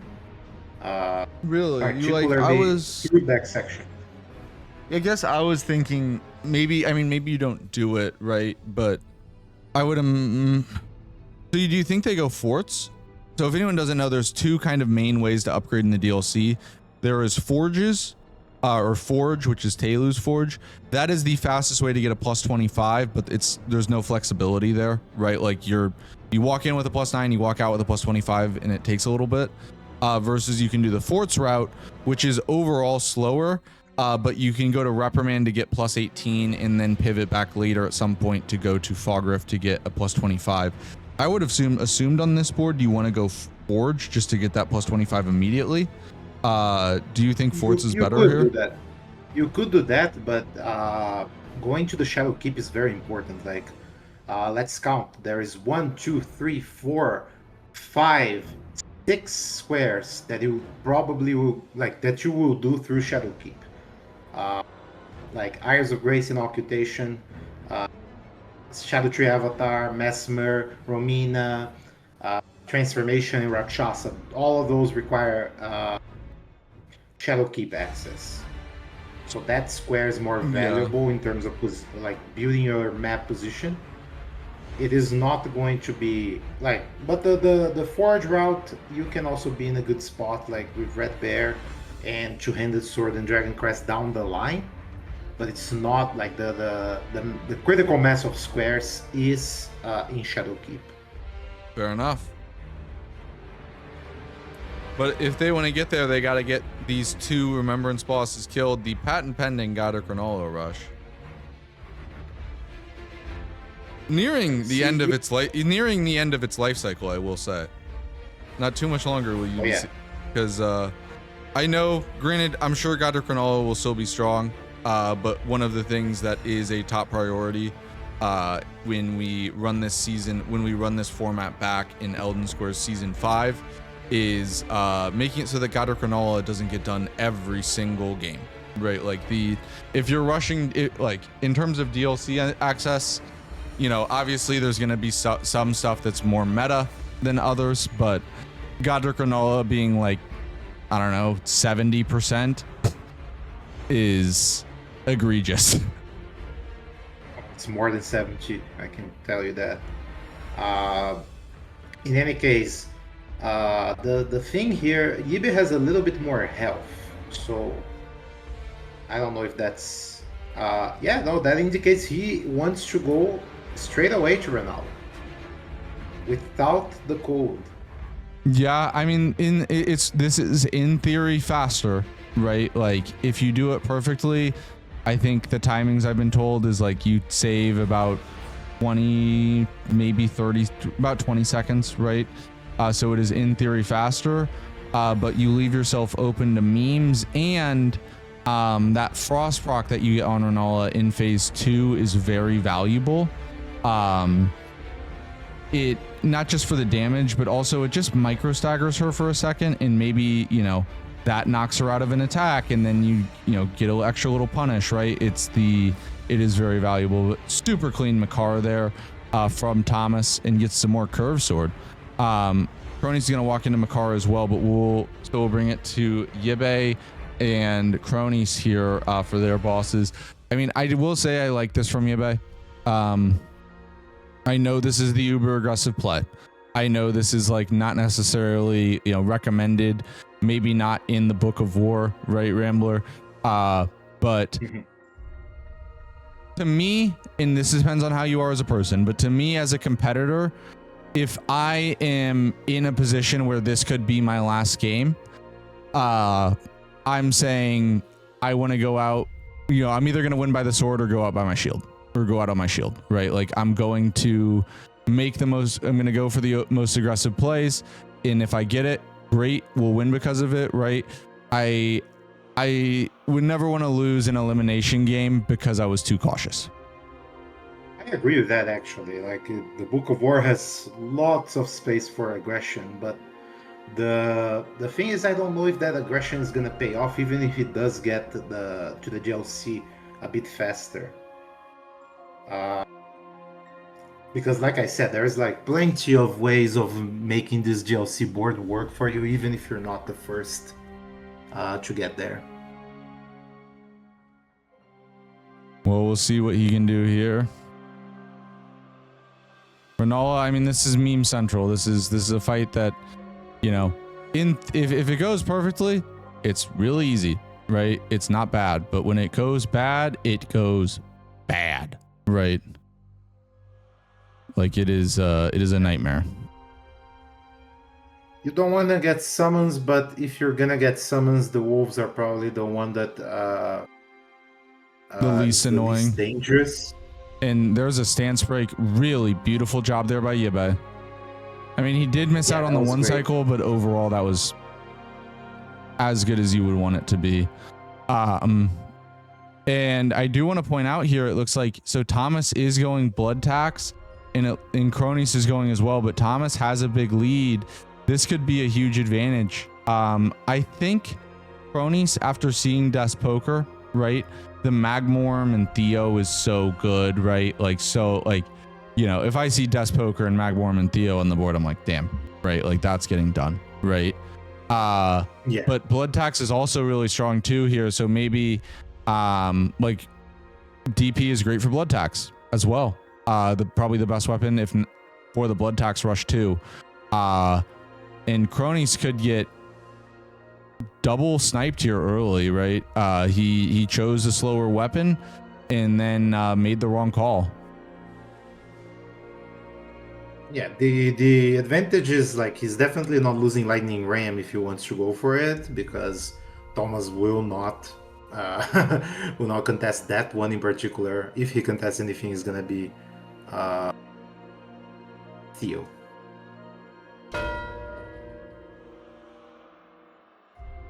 And there goes blood tax for Thomas. And there goes the mark. Let's check in with Cronus here to see what they're saying. Yeah, poker. Yeah. Poker, plus I had to quit out twice. Maybe you forgo Magma Theo, you full upgrade, and you just do Mogaspell. Because if he goes Theo now... No, I do. Okay, you're right. You're right. I can't do Theo.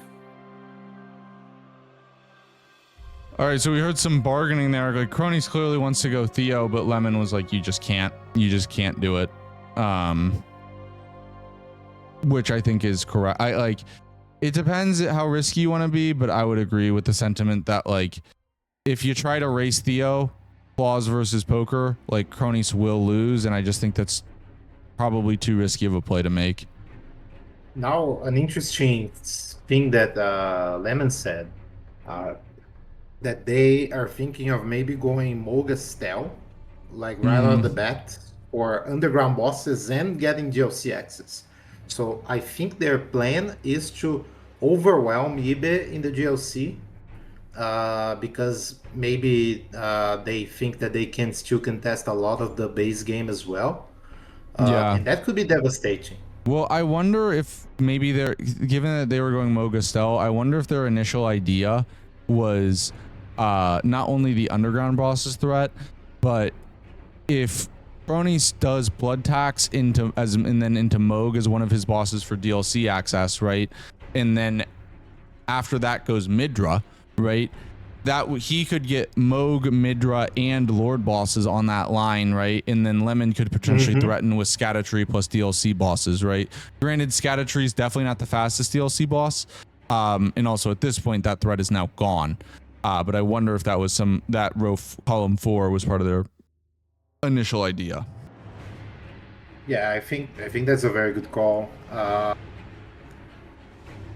Like, the difficult part of like having so many DLC squares is, like I said, like knowing when to go there, like when to contest the base game.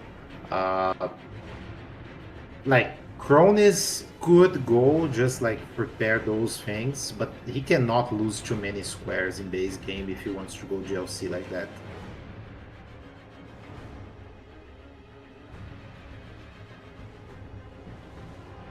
Yibe got his access. Yeah, I mean, so far I would say a very strong start for Expedition 25. That being said, the lead for Yibe is actually not going to be as big as you might have expected, because Lemon was very quick, like sub 15 minutes without Renola first is very fast, right? So Yibe doesn't actually have that big of a lead, but regardless, we have Thomas with the early snipe and Yibe with the earlier DLC access, like very, very early in the game. But so far, I'd say definitely advantage Expedition 25. And we see diverging paths here. Lemon's going for the Forge, while Yibe is going for Shadow Keep through back section.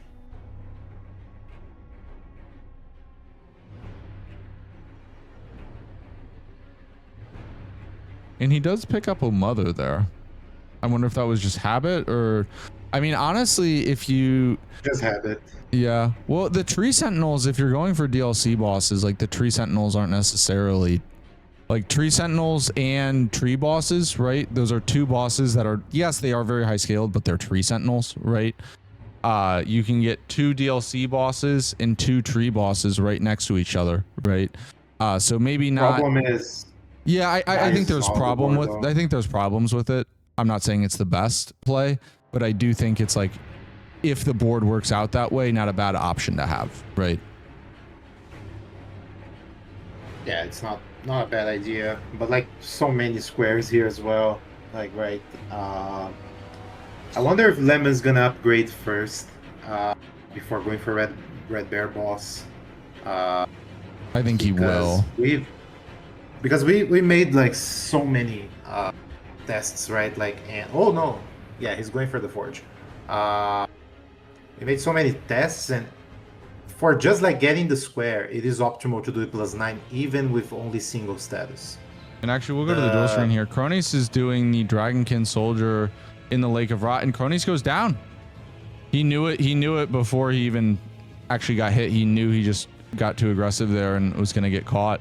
So that's literally the first death of the set from Cronus.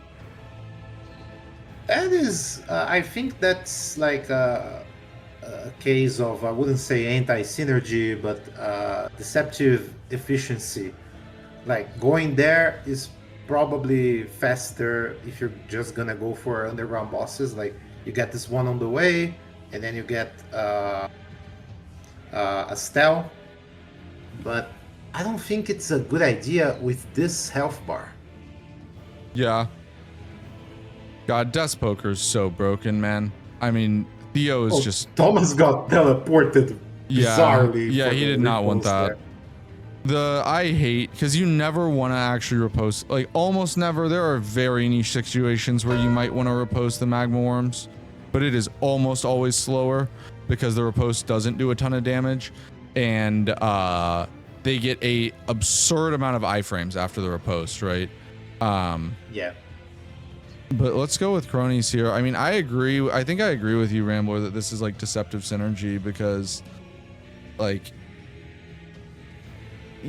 Cronies is gonna die multiple times here. Like, because even if he gets this kill, he's gonna have to die immediately after, and then take the stake to go get. And Cronies can't get the riposte. Yeah, because he will die. Yeah. No matter what. He's not going to be able to run to the Estelle Grace without dying. So better off to just take an intentional death after you get this kill. Yeah.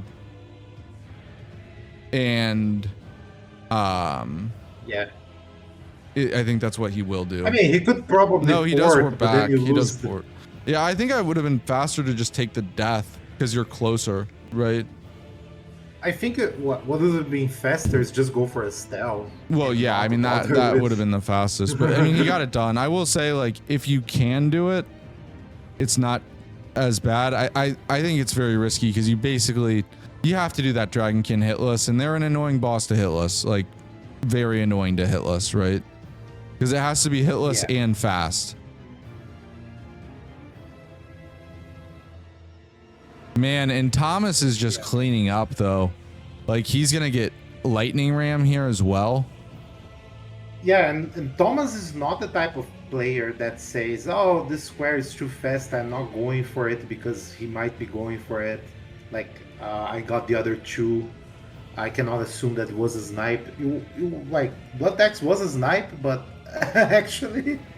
Yeah, I mean there because the other thing too about Expedition 25, this is something that you mentioned, Rambler, like they are very, like, don't get me wrong, every team is obviously more dangerous with an early lead, right? But they just feel like a team that if they get an early advantage, they play so much better, right? And like comparative to the other teams in the league, if they have an early advantage, like that might have been why last game Thomas went so aggressive with some of those earlier squares, right? Just trying to get that early lead because that's just how this team likes to play. Now, Yibe decided not to drain the water and the reason why I'm saying that is scatter tree avatars on the board. For that you need to drain the water, but also on the way to scatter tree avatar you find an Aries of Grace. He preferred to go back section and then go for the Aries of Grace. That is on the way to Rao. We do have a Grace that opens up for you if you get that Church District Grace. So I am surprised that he decided to do it this way. And I wonder where, like, he's probably gonna get his force from Khalid, his smithing force from Khalid, and his upgrade path would basically be not a max upgrade, but a plus 21 or a plus 24, depending on how much he wants to spend time collecting stones here at the Reprimand. And I do want to point Lemon's out, going for Hippo. after this lightning ram gets popped, I absolutely adore the defensive square position for Expedition 25. If anyone has been watching Elden Scrolls long enough and knows me, I'm probably the most defensive commentator, right? Like I love good defense, right? Like I noticed, when a line gets, when there are squares on a line, I call it a threat, but Domo says it's activated. He's like, it's activated, they can go it. But I'm like, oh, this is a threat. This team needs to be worried about it. Like, I'm just a very defensive type of dude. In this square positioning is just textbook, right? Yeah, they don't have 2 squares on a line, but they have 8 of the 12 available bingos already blocked in 3 squares. Just perfect defensive square positioning, and I personally love to see it. Well, actually now, but that's why it's so great, right? Because you start out with that early opener, right? And then Thomas does all the defense, and then so quickly, especially in a 2v2, that defense gets turned into offense with the Iris of Grace and Occultation, right? Like, it's easy to turn defense into offense in bingo. And they can now afford to do that because there's only 4 lines they have to worry about, right? If they just simply did, say, Rakshasa and Underground bosses or Queens and Scorp Charms, that's board shut down, right? No bingos available. And I mean, already we're looking at a situation where, don't get me wrong, we've seen a lot of comebacks in this league, but 4-0 is a very sizable early lead. And I think that's because not only are Thomas and Nibe playing it a little bit better, but also going for, I think they have a much better tactical read on this board. And part of that's because of DP. Let's keep it a buck. DP, I think Crony's not going for DP. I know he doesn't like the weapon, but that thing is so overpowered, right? And DP allowed Thomas to get 3 squares, right? Yeah. Also, but at the very least, Cronus is doing a play that is better without DP, right? Like doing a spell and Dragon King. Like, he's gonna get the underground bosses for sure. Lemon, the way he is like going for Hippo instead of going back section, the reason is probably because he doesn't value Shadow Tree Avatar Square that much. He's gonna be ahead on DLC bosses, and he's probably gonna do that through Red Bear, ADM. Oh my god, that was close. Maybe even Rakshasa, right? Like, so he could get enough squares that put them in a better position. Turns out the center square might end up becoming, well, pivotal, and that's like kind of obvious for everybody who follows bingo that center square is important. But that row 3 is an interesting possibility for budget Hitless. Oh my god, how is he alive? Because he's Lemon. There is, I hope he doesn't heal and shows the health bar after the fight. I want to see how many. 1, literally 1, he just showed it. I can't believe this. I can't believe this. That's this insane. Is insane.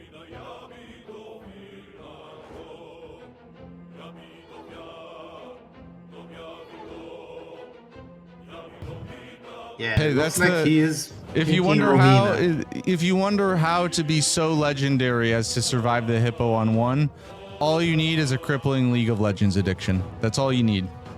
That's the buff.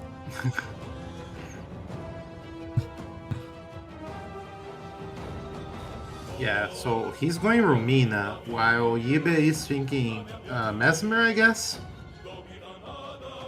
Or at least getting the 7s that he needs for a max upgrade.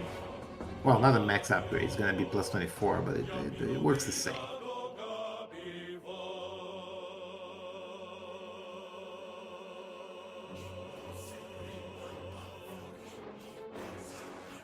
And Thomas is just continuing to go on a blitzkrieg early, right?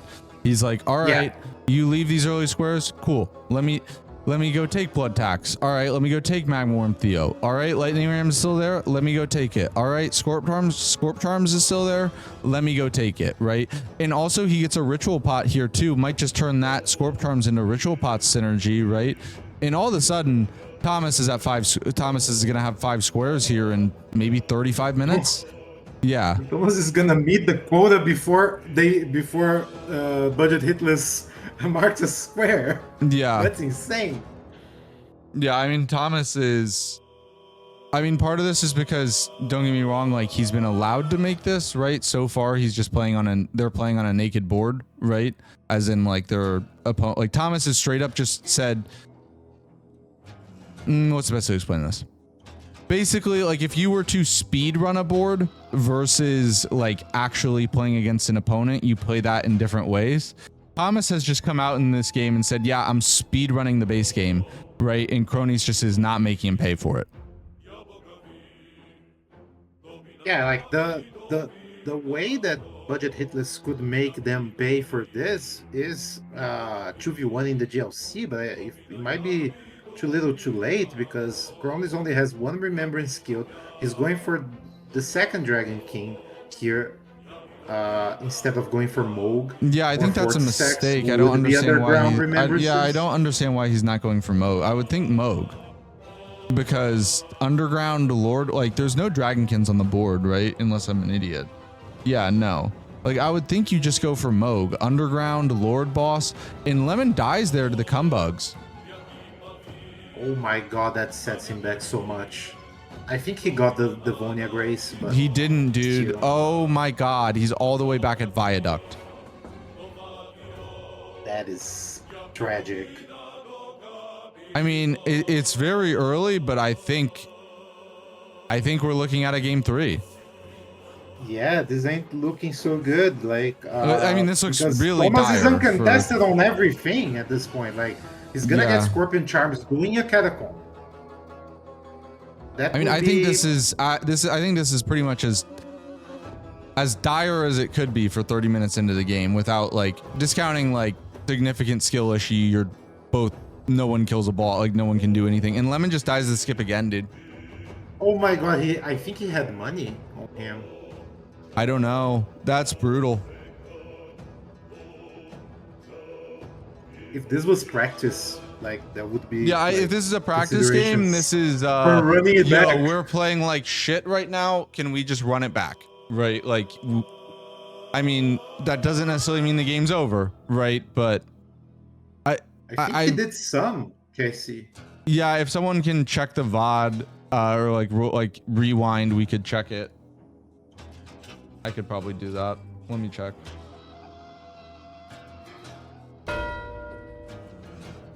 There goes the Scorp Charms for Thomas.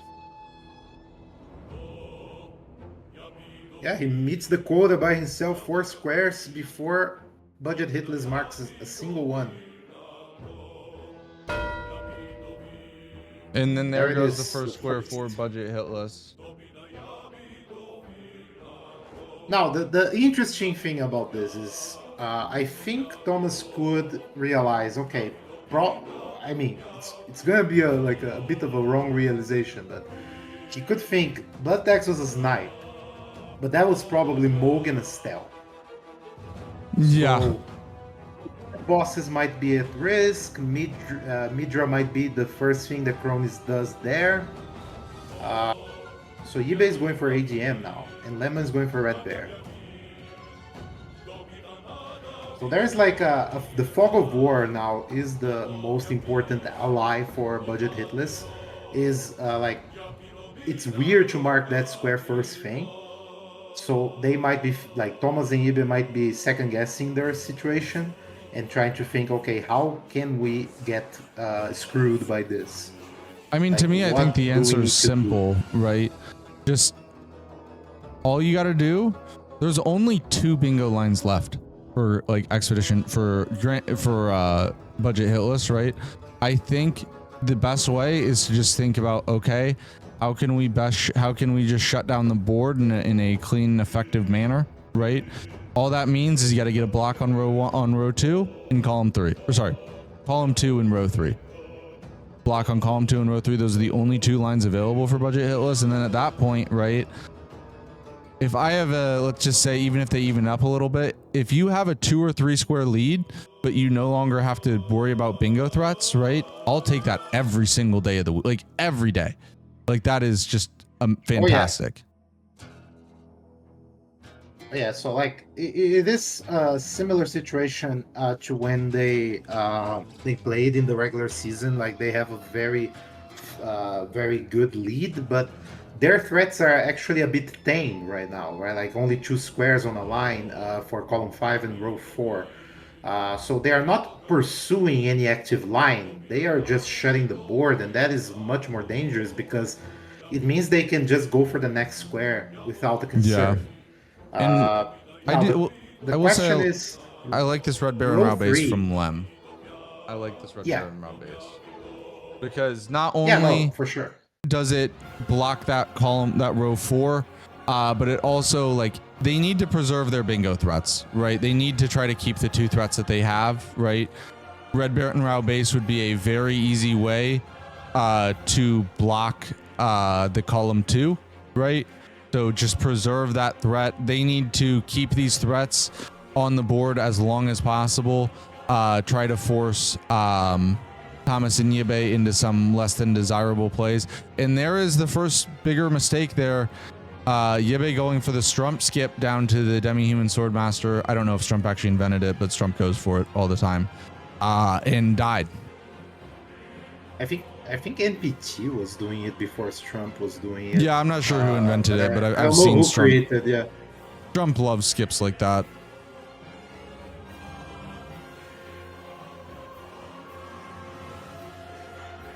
Thomas is synergizing Catacombs. He did 2 or 3 Watchdogs.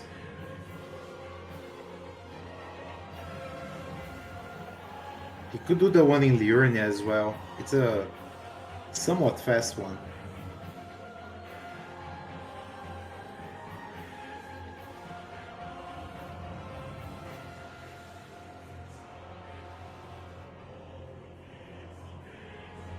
And Yebe's really having troubles with the skip. He has to quit out again.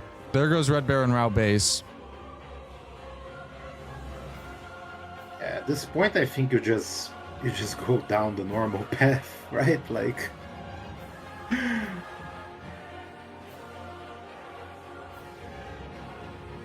Yeah, I mean, for me, there's definitely a line with skips where like they become too much. But like, I will also say, I think always when it comes with skips, right? Just like as players get better, where that line is shifts, right? Like, you know, there are like in season 1, if someone did in Elden Scrolls season 1, if someone did cage skip, we would have said that was egregious, right? Like, why are you going for such a risky skip, right? But in season 2, it's like, oh, that's the second most important skip behind Celia skip, right? There is a line and things shift, right? But yeah, that skip is kind of a crazy one.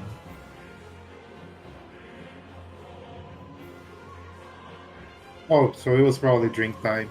Yeah, Yeah. drink time is a great skip find. Bro, get Strump access to that, bro. Get Strump and Thomas access to that. They would have made so many stupid skips for them. No, my favorite skip from him is the one that from like you get from Rao base from the first grace you get to the Death Knight catacomb like instantly. Like it's amazing. Gibe fighting discount Onze here. Onze's cousin, who's very weak to wild strikes.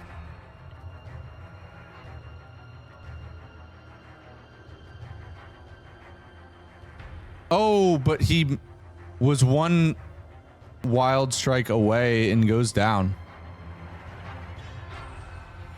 Yeah, he's lucky that Lemon's going for Romina and dying to the other Skip. Yeah.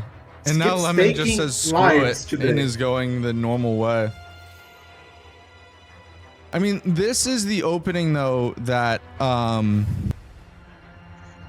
and Cronies needed, right? Obviously not Lemon dying to the Skip, but like Thomas and Yibe were in such a commanding spot early that if they just play clean the entire game and don't make really dumb square selection choices, like they just win. They would just win. The time loss here is paying off. Oh, I want to see row 3 addressed. They are not really addressing it. The idea Like might be Dancing for Lion can be done in row. yeah.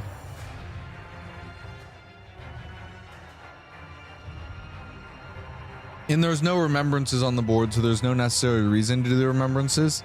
And you don't need Ballarat for anything other than the lion.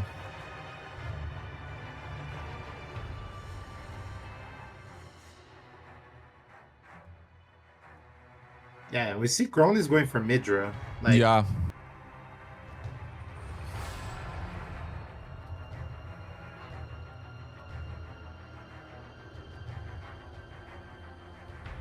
I would have liked this Midra so much better if he did Moog, man. Oh yeah, 100%. Especially because with claws, Mo can go very fast.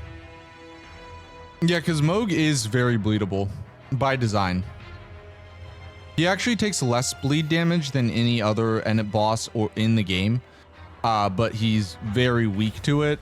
It's designed that way because if you proc bleed on Moog, he then gets the Lord of Blood's exaltation buff. So he's like by design weak to bleed, but takes less damage from bleeds. That being said, though, you can still bleed the hell out of him.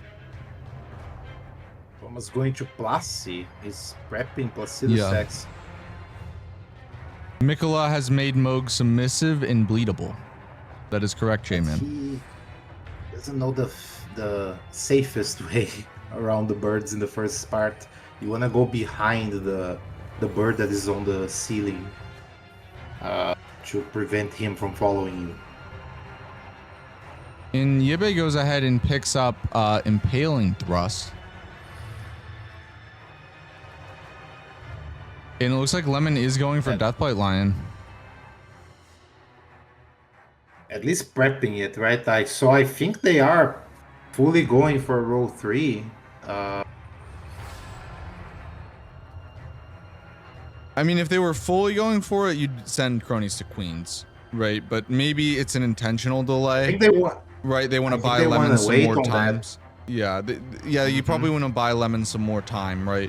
Because the second that Queens gets marked, like red alert for Thomas and Yibe have to go block row 3 right now. So I think the plan is Cronies does Midra, right? And then meanwhile, Lemon is setting up Dancing Lion DLC bosses and Imbibe, right?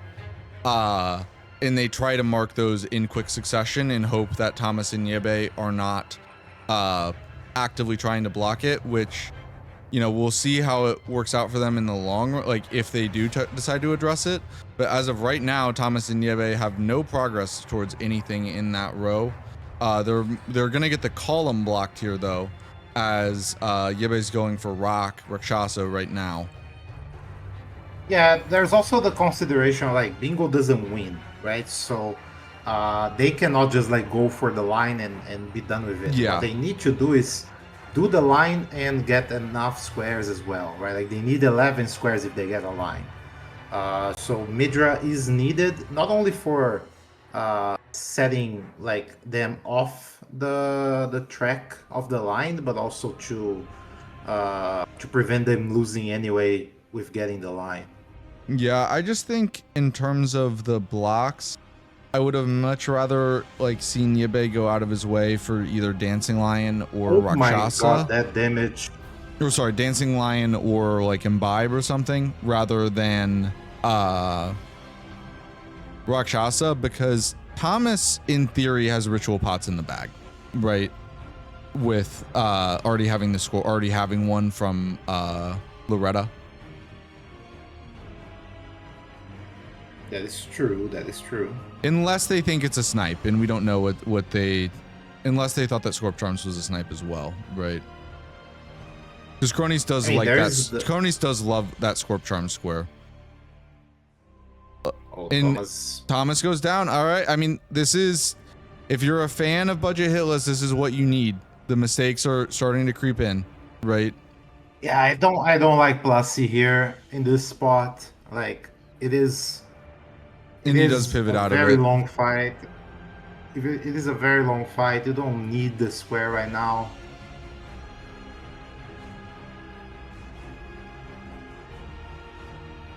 It is a Lord Boss in DLC access. Like, I think it's valuable.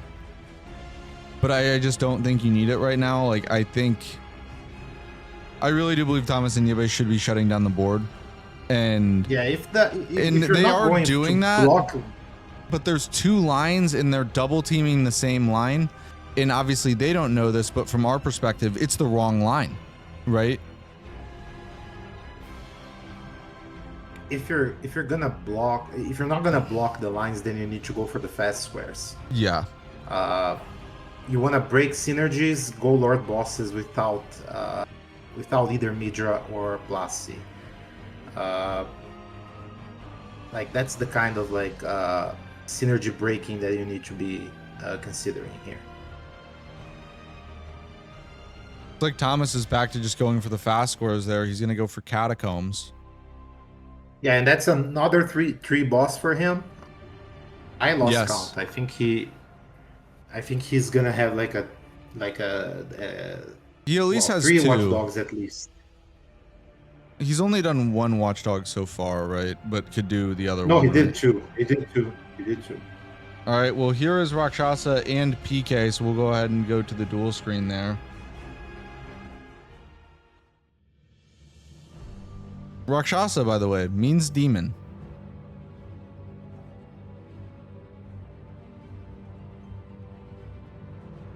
Rakshasa is not an easy fight. I forget which language it is, but yeah, it means demon. And Lemon with a little bit of a mistake here. You definitely don't, he should have switched off of cold. In Sanskrit, yes, it means demon. Lemon definitely should have switched off of cold.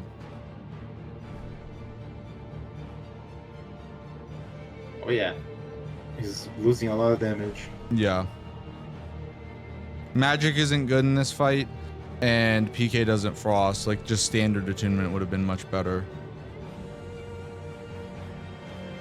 Either way, like, they are prepping many squares.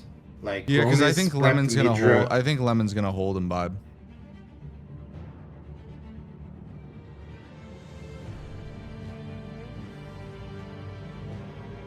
I kind of think you have to. Like, they are going all in for this row. I think you kind of need to, try to bait out snipes. If it doesn't work, so be it. But I think they need to be able to, being able to hold Imbibe is just so big for them. Try to waste time. There goes the Catacombs there for Thomas.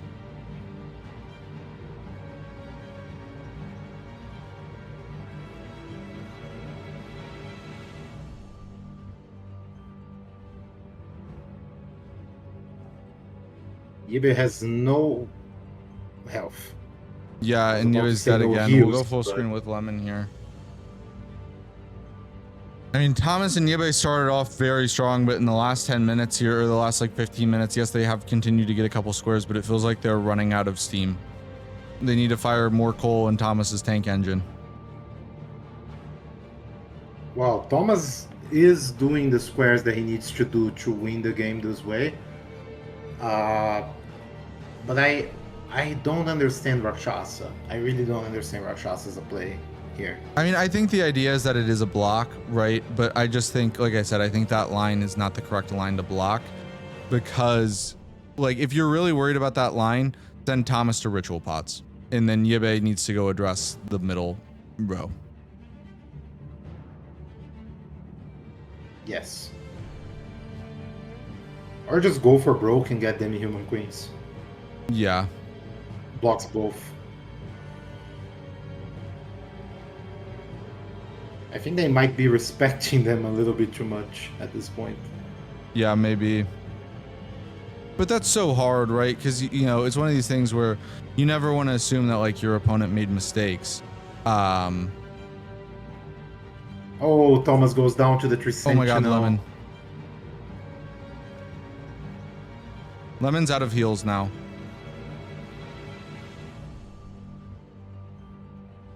Does get it down. And I think he holds Imbibe.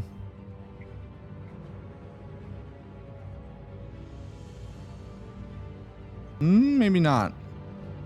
Maybe not, because Yibe No, he hasn't does, he marked does, he anything does. in a while. And Yeah, no, those are. I mean, those are the this is mistakes that working they out. Like, should- Yibe's they should not died. be making, yeah. Yibe's died like 5, maybe not 5, but like at least 3 times to Rakshasa.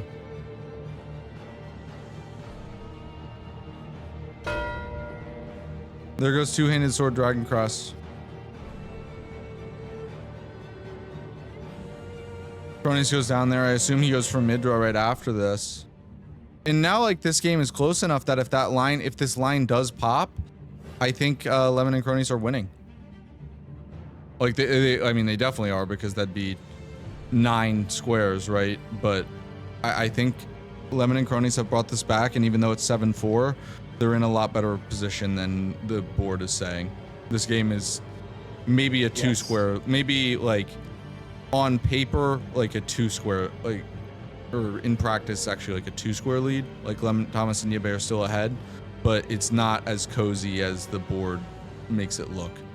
Because Lemon is working on DLC bosses here. How much will Lemon greed the Dancing Lion, right? As the 5th mark, or I mean, maybe this he does is Romina his first? 3rd? Yeah. PK, Hippo, Dane.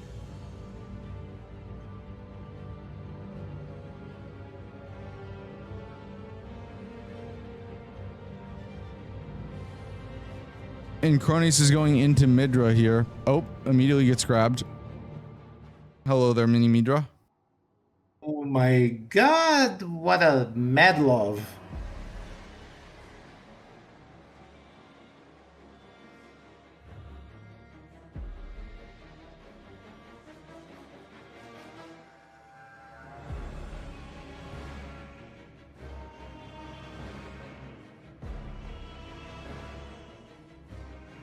Thomas is about to mark 3 bosses.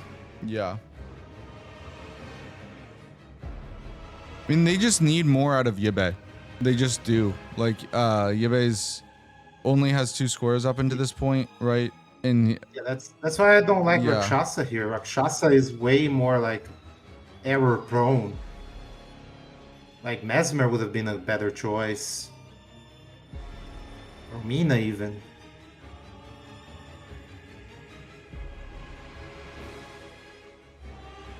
I mean, I think his best choice actually would have been Imbibe. Because even if Lemon's going for it, the probability that Lemon tries to hold it is very high, right? So even if you kill PK second, because there's no reason, Thomas and Yibe don't need to hold Imbibe. There's no reason, right? Exactly. And we're going to go to the 4-player screen here. Actually, Cronus goes down there, and Rakshasa gets done, so we'll actually go full screen with Lemon here for Deathlight Lion.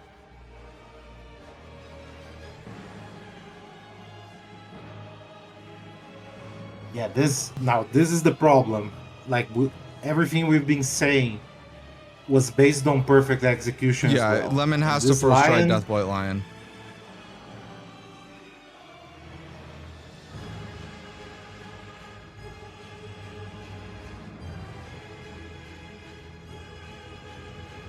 Also, Cronus like needs queens, like now. That death to Midra is very unfortunate because Cronus really needs queens like now, and we got to go to the 4-player big screen here. Get Classy and Mesmer. We have Plassie, Mesmer, Midra, and Deathblight Lion.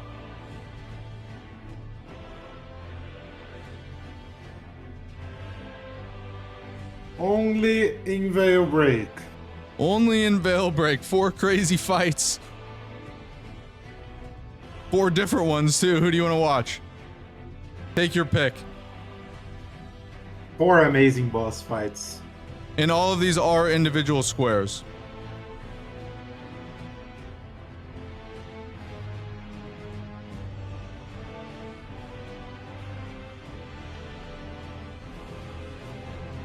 Alright, Lemon's done with the frogs, but he needs to be quick on the lion here because it can Deathblight again if he's not fast. Damage is not amazing here. He's not getting as many pierce attacks. Has to be close to a stagger though. There it is.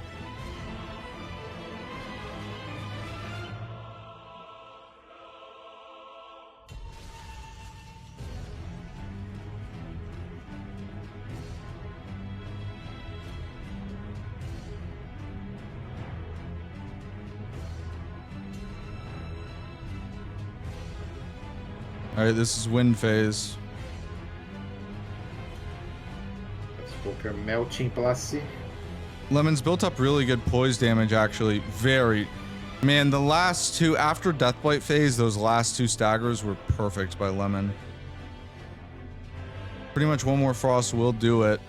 Alright, this is the triple elemental phase, and then this is the last phase before Deathblight Part 2 Electric Boogaloo.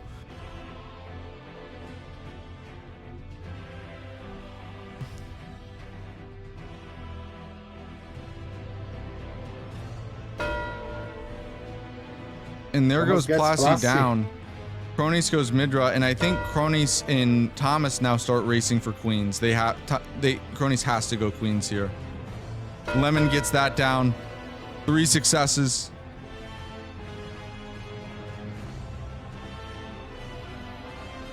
I mean, to be honest, if Yibe gets Mesmer, I think if I'm Thomas, I'm not racing Demi-Human Queens. I'm getting to 13 faster. Go pots and Lord bosses.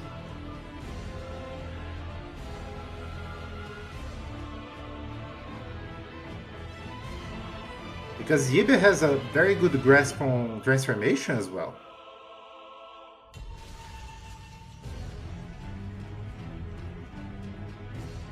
Was that 5 DLC bosses for Lemon? If he killed ADM, well, Did he kill ADM? We do have. Hippo, Deathblight Lion, PK, PK, Dane. Dane. We saw him. Oh, Yibe goes down.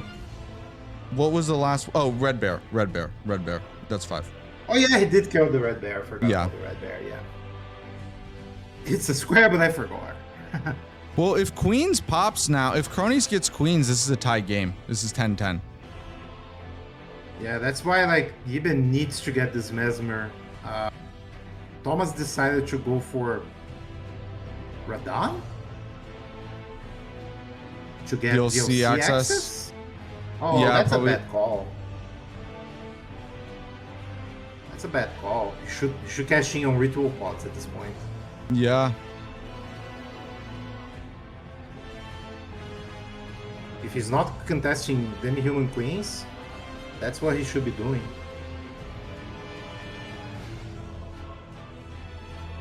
I mean, I guess if he goes and gets Logre Magnus, right? No, but Pots is much faster at this point than killing Yeah, but if Radon he and gets then going all Logre the and way. Magnus and then Pots, right? Logre Magnus plus Pots plus Mesmer wins, right? The thing is, they're selling out on the line, so 2 squares will not get marked, regardless, right? So, Logre Magnus and Scadutree Avatar might be the ones that don't get marked. Like Lemon has Romina prepped. Well, he's Yibe going has pot. Transformation. He's going Pots now. He's going Pots now. No, he's going Lord Bosses. He already bought the spot. Oh, right. Lord Bosses is big because is Cronius only at 1 or does he have 2? He only has Midra. He did not do Moog, so.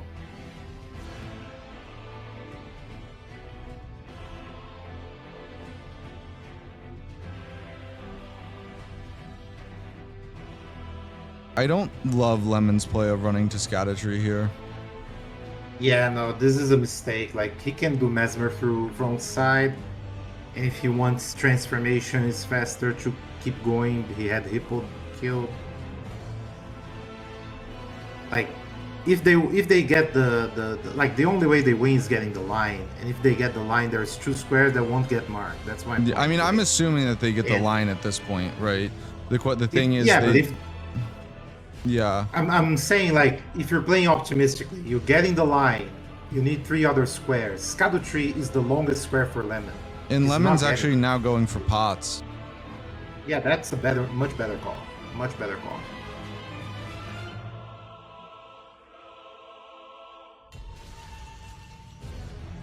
But because Thomas is going Lord Bosses, even if he gets the pots. Here, Rambo, we're roboting. I'm gonna he leave the been- call. I need to leave the call and come back.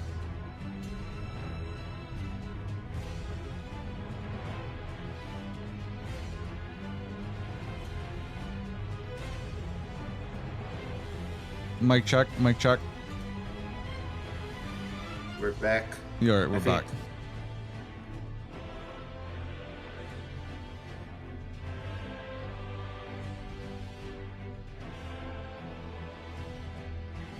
There goes Mesmer down. Yeah, he had no heals, but he clutched it. And that might be the square that seals it now. If he goes for transformation, he's not. He's going for Scadutree.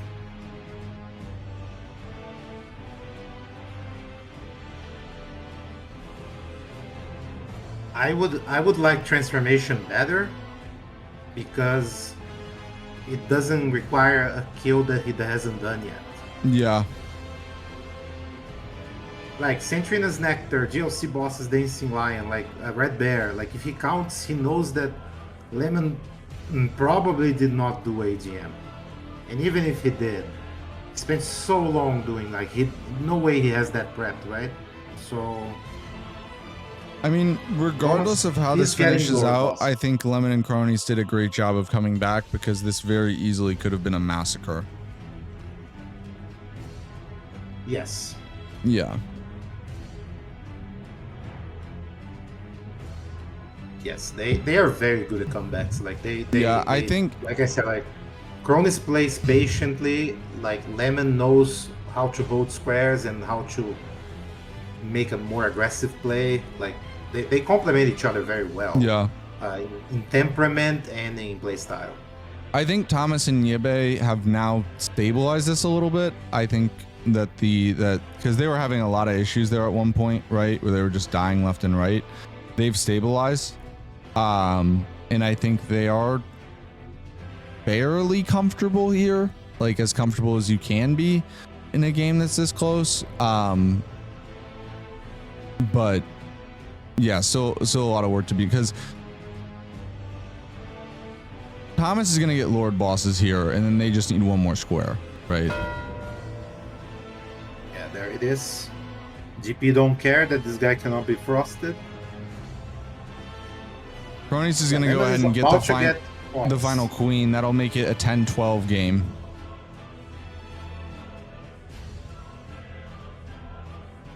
Yibe makes the call for transformation. He prepped Scadutree, and now Yeah. he's going transformation. I mean, it definitely got scary there, but Thomas and Yebe were able to stabilize this, and it does look like we'll be seeing a game 3. Game 3, baby. Game 3. In game 3, there goes the line. Game 3 will be later on this week. Maybe tomorrow we'll talk with the players after to figure out when game 3 is going to be. But we're not yet done today, as we have another game 3 coming up after this. Bofa D's versus Womp Womp in the quarterfinals. Win or go home. I will be joined by Sci-Fi Insura on commentary, and the winner will play Sci-Fi Insura.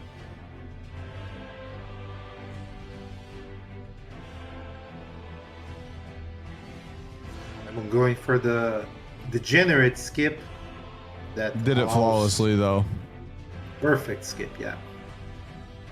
And now he goes for the... I think this is his last spot. But Yibe should get the transformation before he can mark that square.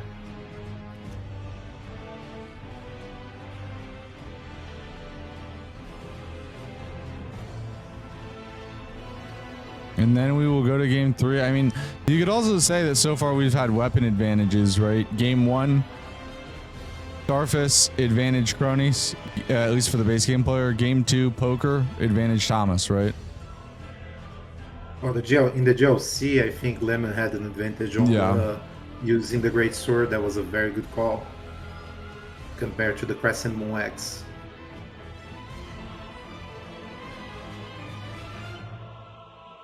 And I gotta say, I'm very impressed with the resilience of Thomas and Yibe, right? Like, it's very hard. Like, regardless of how game 3 goes, it's very hard to win a game 2 after you lose game 1, right?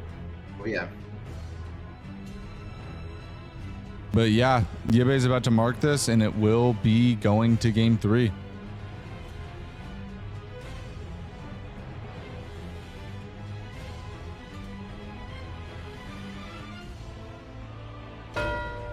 And there it is. 13-10 victory for Expedition 25. And ladies and gentlemen, we are about to have the 2 best words in bingo. Game 3.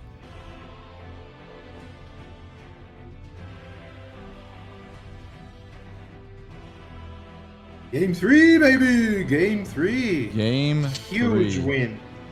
Yeah, a huge win for win. Expedition 25.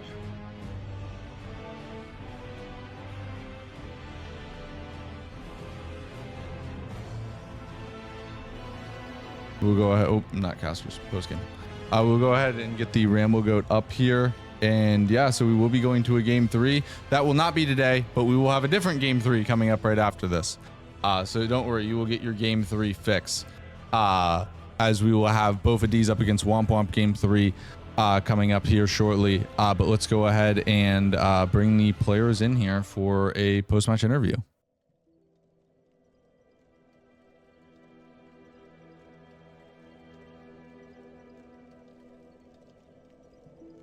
Welcome in, everyone. Welcome in. GG's. GG's. Well, we looks like we are going to a game 3 here. We'll discuss after this when that will be scheduled for. We'll kind of go in chronological order here. So obviously we'll start with Lemon and Crony. So you guys won the game 1.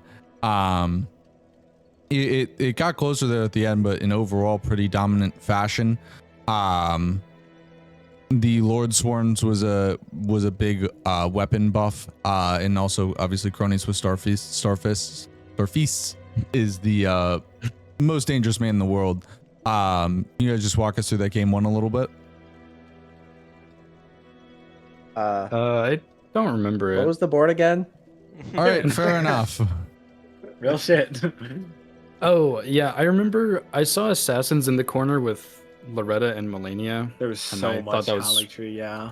Yeah, there was really good Haligtree synergy, especially with the Black Knife set and the Dragon Crest two-handed. Mhm. So I wanted to just rush assassins right off the bat, but BBK was another really good choice, but I didn't want you to go behind me after I did assassins and take Loretta. So I did. Yeah. I just did assassins, Loretta, and then set up. And you hadn't done BBK yet, so I just went for it. And I heard that was a snipe, maybe. Yeah, I made a really colossal mistake on that first game. I went +9, I ran all the way to BBK. And then I did the wrong way, like I ran from Anaionia instead of just going gate front taking the teleporter. So I think I lost like a minute maybe on that like routing, and then yeah, it was like a 50-50 of either I go Malekith at that time or I go BBK. Maybe I'm supposed to go BBK, but there were still 4 remembrances that could have been mine because I had access to like a lot of them. So I like the idea of going Malekith and then BBK, but then you took BBK as I was in the Malekith fight, and I was like, Gotcha. Yeah. Okay, that makes sense. Because we weren't sure if you did Radon for Kaled boss and Larval Tears, or if you had like just done something else or gotten sniped and then gone to Malekith. Yeah. No, I did. It was a Noble Rush, +9. I did it very slow because I had what's it called? I went and got Hoarfrost. But then just killed Virgins, got into Altus. Like I didn't kill. Like that was my mistake. I didn't kill Virgins and get into Altus. I ran through Dragon Barrow like an idiot, thinking, yeah, I can definitely just prep BBK and like my opponents don't exist, but whatever. Gotcha. I think yeah, and that's in that situation. I'm just supposed to kill Virgins, get upgraded, and then kind of play the board because I'm moving second. But I didn't do that decision, and that kind of cost us a lot of stuff in that game. Yeah. Yeah, and then Thomas and Nibe, in game 2, you guys came out, especially at the start, very aggressive. Was that something you guys talked about, where it was like, you know what, we just want to, go aggressive, either, go out on our shield or win by the sword? Obviously, you did win by the sword in that game too, but was that talked about beforehand, or was that before you saw the board, did you guys know that you were going to try to play aggressive, or was it just kind of circumstance?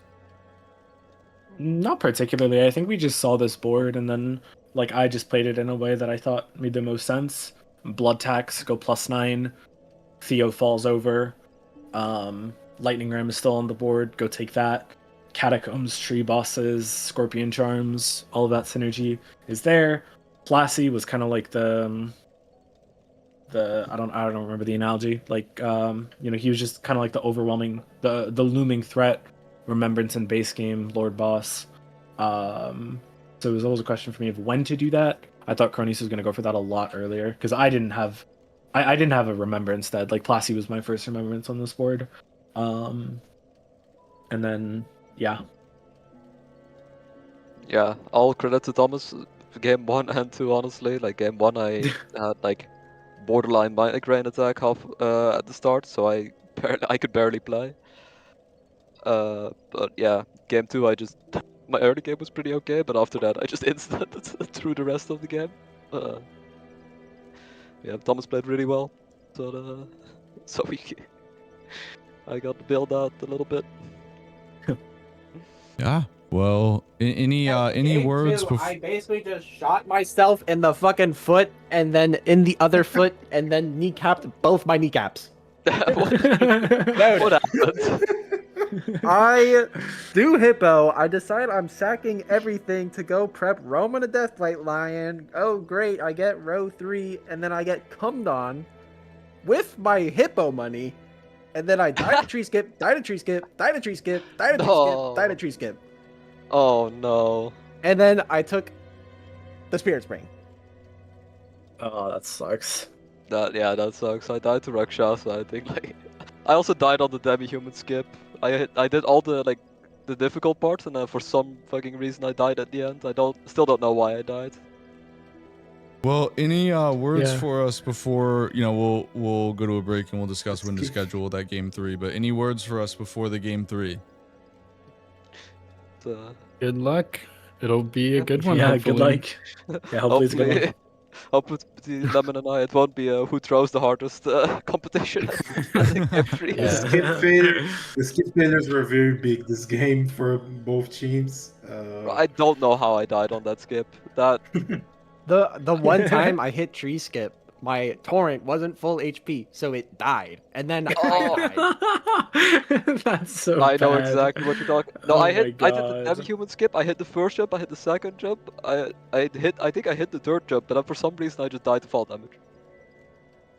Ugh. I Yeah. have to go back to the lab on that one. Yeah. Well, GG's guys. I also before we go, we'll take a bit of a break here. The next game, I'm gonna try to see if we can start a little bit early. It's not scheduled to start for another hour, but we're not gonna take a break for a full hour. We will be on to talk about the league and shoot the shit a little bit and entertain you guys. We will take a short break, but before we do that, I do just want to say I love you guys. Thank you guys so much all for being here. To players, commentators, organizers, viewers, everyone. The experience would not be the same without each and every one of you. So we love you guys all so much, and thank you guys all for being a part in Elden Squares, a part of Elden Squares. And I also want to give a shout out to Champa Lampa, as he just I'm not sure what round it was or whatever, but he just defeated NPT in a DLC bingo league in advance to the next round. So congratulations to Champa. And with that being said, like I said, we will take a short break here, and then we will be back. We'll shoot the shit a little bit, and then get ready for the next game. So yeah, love you guys all, and we will be right back. Champions, welcome. The squares have aligned and bingo is nigh. It's time for the Elden Squares Season 3 playoffs. And this is the moment that you all have been waiting for. Game number 3 between Budget Hitless and Expedition 25. The winner will be the first team to make their way to the Golden Order Finals. Now introducing our teams. Fighting out of the red corner, we have a team of hitless runners and past champions who are looking to cement their place atop the Golden Order throne. Their primary DLC player is Lemon, the champion of the most recent Rookie Rumble, and one of the most aggressive players in the entire league. He calls himself a spectator, but that's because you can't help but watch him. It is none other than Lemon. And now for his teammate, one of the most decorated hitless runners to ever play the game of bingo, the champion of the Elden Squares Season 2 Crucible, the man who looks like Vincent van Gogh with artistic works of boss fights. It is none other than Cronies, Mr. Hitless. And now for their opponents, fighting out of the blue corner, a team of Golden Order rookies who have been on a Cinderella run up until this point. And the question is, does the glass slipper fit? Will they make it all the way to the championship? Their primary DLC player is the man with the absurd plays. He will question if anything's possible, and he will say, "That is my name." It is none other than Yebe the Absurdist. And his teammate, the engine of this team. He is fueled by coal, one of the hardest working men in all of bingo. It is none other than Thomas the Tank Engine. Choo, choo. And now it's time. Let's get ready to run that board and square off.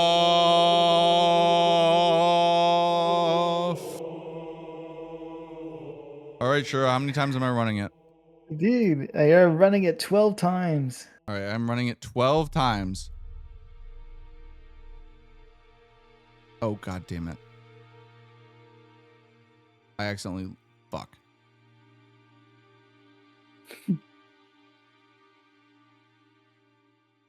All right. Yeah, I believe, bro. 1, 2, 3, 4, 5, 6, 7, 8, 9, 10, 11, 12. Yes. Yes. And here we go. 12. Melania 10. Malekith 12. All right, well, this is an overall fairly light DLC board. Apparently, the run at 12 times wasn't good. We have a total of 9 DLC squares on this board, but they're all pretty congregated in the southern hemisphere of the board there. Yep. We have Iris of Grace and Occultation as the center square, so that could lead to kind of the DLC rush.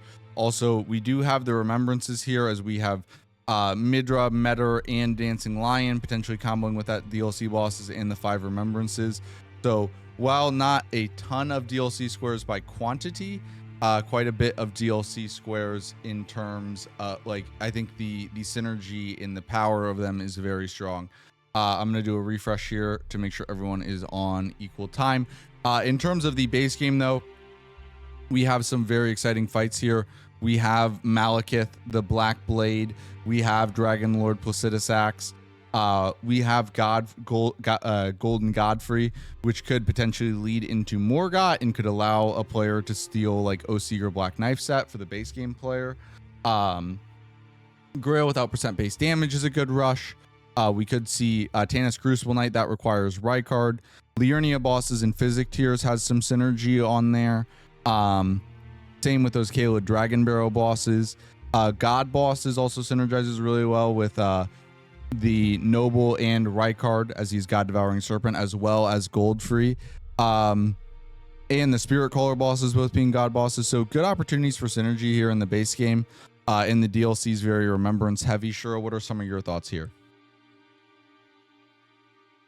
What you're really looking at, there's a big problem with the fact that Metter is on that bottom row. I don't believe any of these players are going to be worried about the column or that row.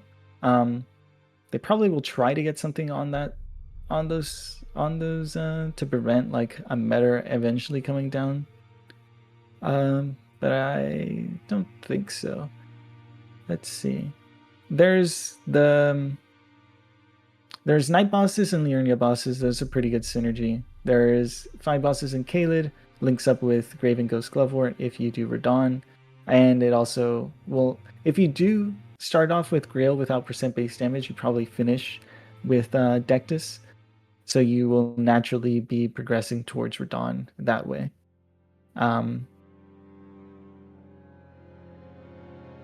As for the DLC player, Iris of Grace and Occultation, nice center square, and a good one to rush.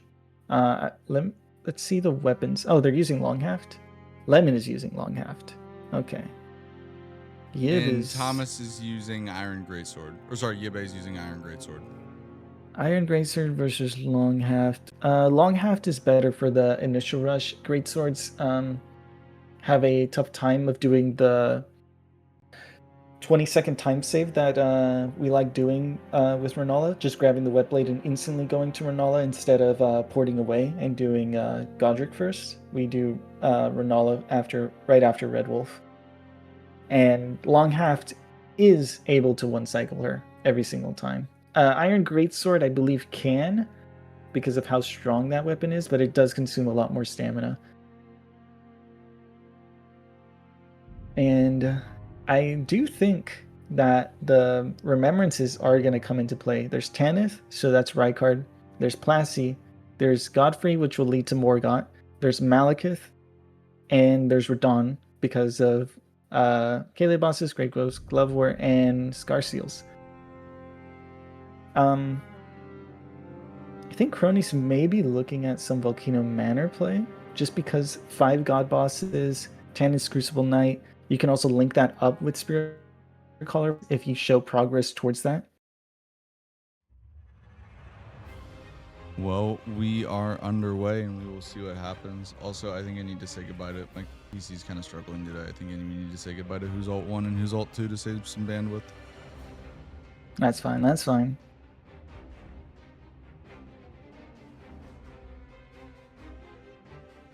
Thomas is going Rod instead. My alts are there to check in to get player audio, which, to be honest, we don't really do it that often anyways, but it's causing my PC is having a bad day today.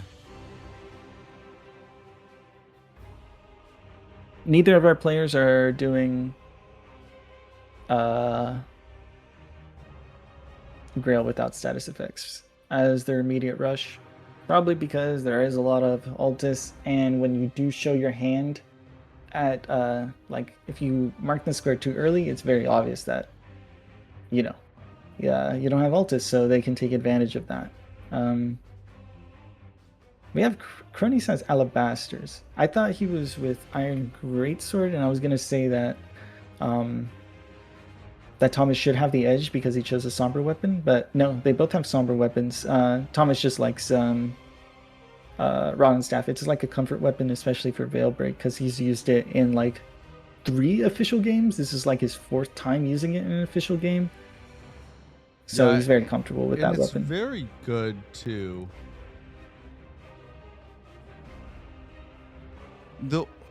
It's hard. The only thing that's really big about it that I think has a big advantage over Alabasters is on Plassey. If you can get that rot proc off, it'll do a lot of work, right? For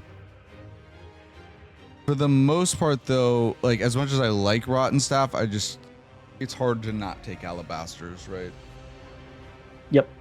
And Lemon is already departing from the normal rush. He's going immediately to Precipice. So he may be.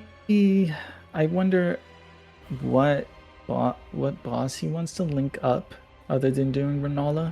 Well, he does this a lot. It most likely will be Radon. I will say I think this board does suit Lemon and Cronies a little bit. I think they a little bit more. They like base game heavy boards more than any other team that's made it this deep, right? Yep.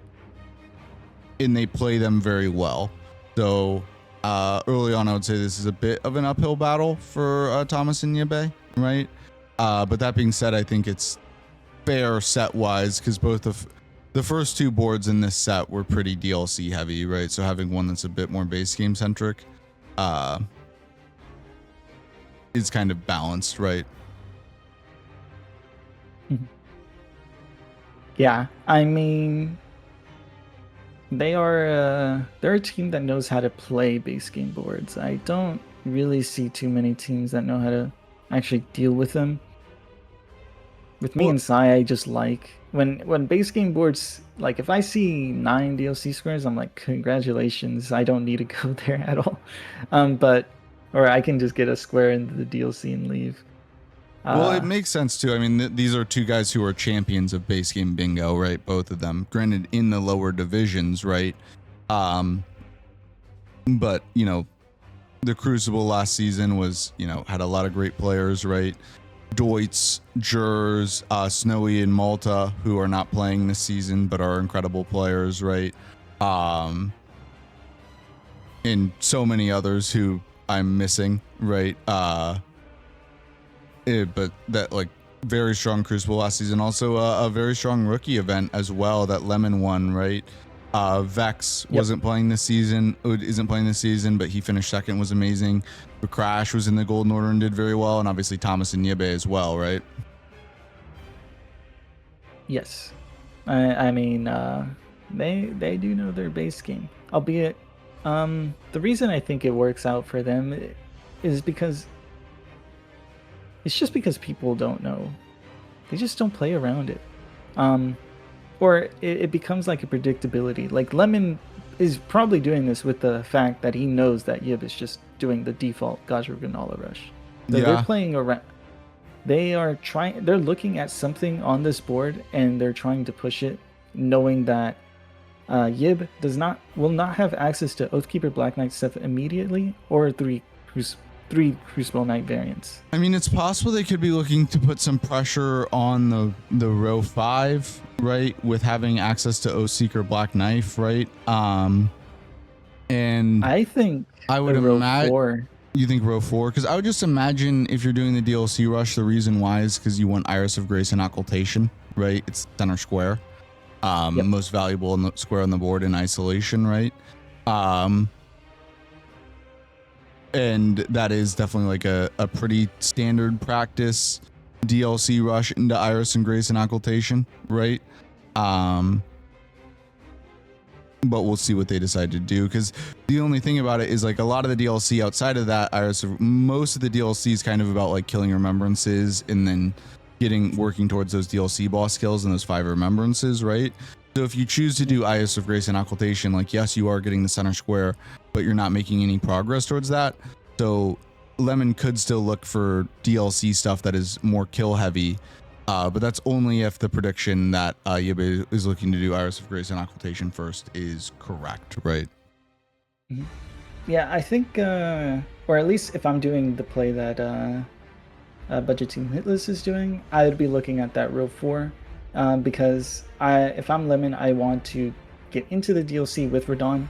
Radon can get me Graven Ghost, and it's Kaled boss, so I'm ahead on that, and then I can send cronies to do Godfrey and Night bosses if that becomes a deal. Or I could end up, or like, assuming 5 DLC bosses is still on there, Lemon could actually do that with Night bosses in the DLC. But I think the goal for Yibi and Thomas here, or for Yibi specifically, I think getting the center square, that's fine. That's a good default rush. That's good on them. But I hope they choose to do Midra immediately next. If Lemon is able to sneak in Midra, it's pretty bad. Because Midra is very accessible for Iris and Grace and Occultation. You have to run a lot once you get into the DLC, and you have to like make progress towards everything. Lemon is just gonna go Castle Soul, get plus 21, and then as soon as he enters the DLC, he's at Midra's Manse. He can immediately go and take that.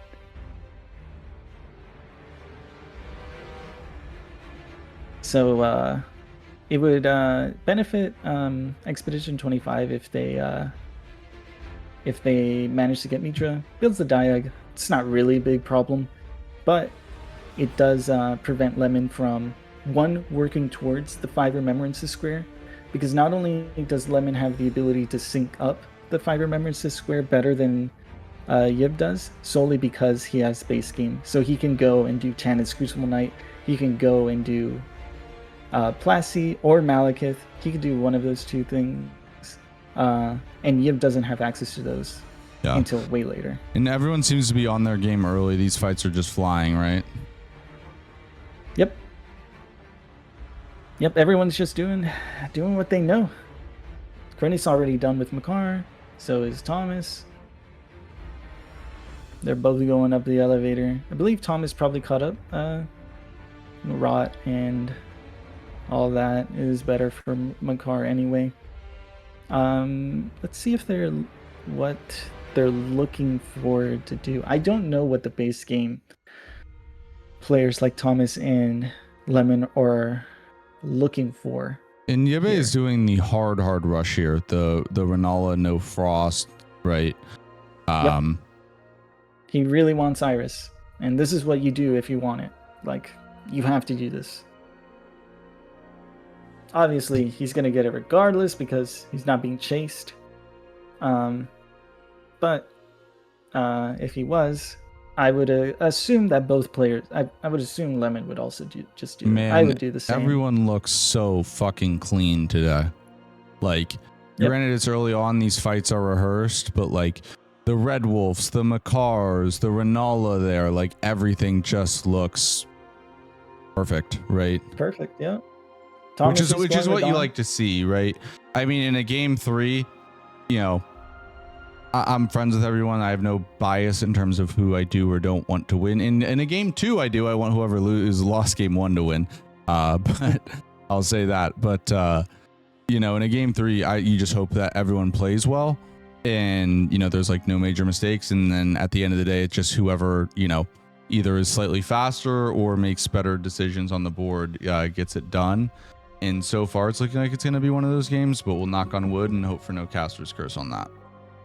Yep. That is also what I was scared of. I was like, please, I don't want like some early Makar death or Red Wolf or Renala. Like, if he had died to Renala there, that sets him back like actually quite a bit of time. And he won't even have as big of a lead on Lemon as he would have if he did do it first try. There's a lot of that worry at the start, but as soon as you get the first initial fight done, like Makar for the base game player most of the time, and then when you're rushing the DLC, if you're doing it the hard way, Renala is like the big crutch. If you're able to get past that, then you're feeling good. Cronus is actually he's in Ordina. He's probably looking at Black Knife Assassins immediately. He did buy the torch, so they're looking at something. Maybe looking at that column. But I'd be surprised. I mean, that column links up pretty well. There's a lot of duo bosses in Caelid. So 5 bosses in Caelid and Drago Barrow can work out pretty well. Killing Radon will get you towards Scar Seals. And the problem with that column is it's pretty hard to get the full line, but it will be good enough to provide enough pressure, I think. I don't think they're going to want to actually get the line, because it would require... Lemon would have to just do too much on that column to reasonably get it. He'd have to somehow kill Midra, finish Caelid Dragon Barrow bosses while syncing up 5 duo trio bosses, and somehow get Scar Seals. I don't think it's possible. But sending Thomas to go do Scar Seals is a good idea. You just have to respond with the row 3 because you are giving up Iris. And actually, Thomas is also immediately going Radon. That makes sense. There are 3...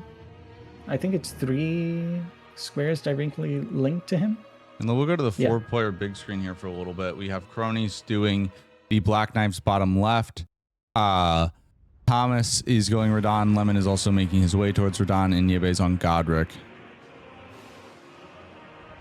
Yebe, be careful. Getting a little too greedy there on Godric. That if he got hit with one more wind, that could have been bad. Yeah, I don't know if he grabbed the Grace. Actually, he probably did grab the Grace because Seals is on the board. Cronus is fighting the Black Knife Assassin in the worst spot. Yeah. Man, they are not playing nice. Lemon is now going to be in the Radon fight. He's obviously quite a bit behind Thomas because of the smithing weapon compared to the somber weapon. Somber weapons are like straight up like a minute or so faster. Oh, and Lemon, Actually, there is more the than a first minute. death. Lemon, I think Lemon went down to the arrows. It's not too big of a deal, but that is the first mistake of the game. Right now, Thomas is playing with fire. I think he should get a heal off here. He was playing greedy for the stagger.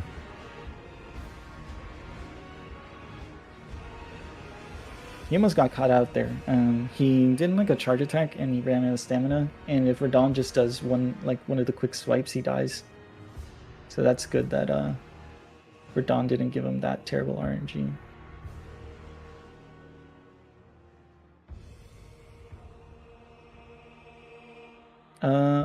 Lemon got the unfortunate glitch with Radon. This happens whenever you run in too quickly.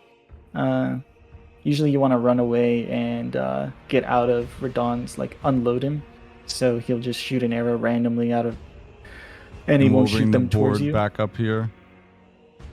But if you do sprint on Torrent back in, there is a chance that he'll lock back onto you. So if you... I actually didn't know that's how that worked. Yep. Yeah, it's consistent every single time if you just walk back in. But you don't have to walk back in. You just have to not be full sprinting, like at the beginning of Torrent's run. And that's what happened there. By the way, Yib's making great time here. I didn't see the exact DLC entry time, but already at Fort of Reprimand, climbing up the ladder at 15:30 is very good. Yup. Cronus on the last Black Knife Assassin, I believe. Yes, this is his third. I wonder what Lemon is thinking of doing here. Because I don't think he can continue to contest anything in the base game. He's going to use his runes here. I think he just wants to get it. I think he just wants to get it set up. I think he just wants to have flex. He likes having flexibility so that he can then have options with how he wants to play the late game, right? Or the mid game to late game, right? There goes the Black Knives down. Yib here is beating up on this Omen Killer. This will give him the Iris of Occultation. Thomas is... I wonder if Thomas is going to grab Charge Attack Talisman. There's the first part of Iris. And I believe he's just going to full sprint to back section and go do that. And Cronies is going Grail without percent-based damage. He's like, this is such a fast square and it's still on the board. Like, I'm just going to take it. Good idea. Thomas is heading up a little bit. Lemon is actually going Malekith. Ooh, that's actually a good play. I like... Malekith wasn't on like a very strong positional board. Like he wasn't center square or one of the diag squares, so... you can safely assume that your opponent is not going to rush Malekith. So the safest play is to kill like a boss beforehand, get some vigor, and should be able to take down Malekith no problem. Yeah, Radon Malekith is kind of crazy, but I also kind of like it, right? It does set him up for Plassey. The question is just how far behind is he in the DLC? Because Yib is flying right now. It doesn't matter. The problem is, there's just so much that is isolated. He will be behind on Metter, because he's going to see this Iris Grace and Iris and Occultation mark, and he's going to know that you've just full rushed it based on the timing. So he's going to be looking at Troll Ancestral Knight and Bowls, because that's just a square you can go in, instant kill them, and be out. I don't think Midra, so. Lord of Frenzy, you can just warp in Midra there whenever you want. Yeah. Midra is the best one. I think Yib goes. Yib needs to go. Yib should go Iris of Grace of Occultation immediately into Midra. He's not doing Malekith Plassey. He's doing Malekith, not Plassey. He did Radon Malekith. He's doing Radon then Malekith for his DLC entry. Yeah. For Yib, it would be a mistake not going Midra next. Midra works towards the 5 Remembrances squares and the DLC bosses, and is a square in itself, right? Yeah, and it's a square that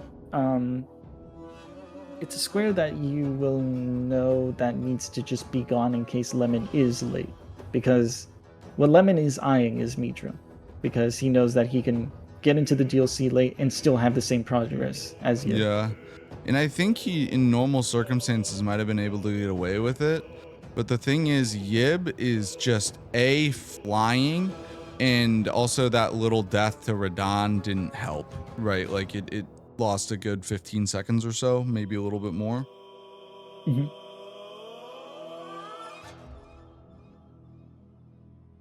Cronies is also going to be quite juiced here after this grill without percent-based damage.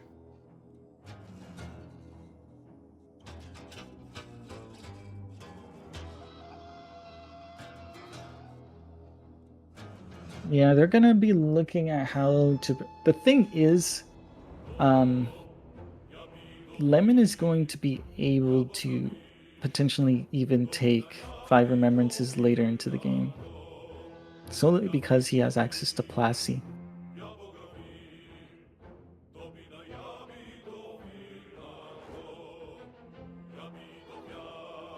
It also means that Lemon can just do like Oathkeeper Black Knight and 3 Crucible Knight variants faster.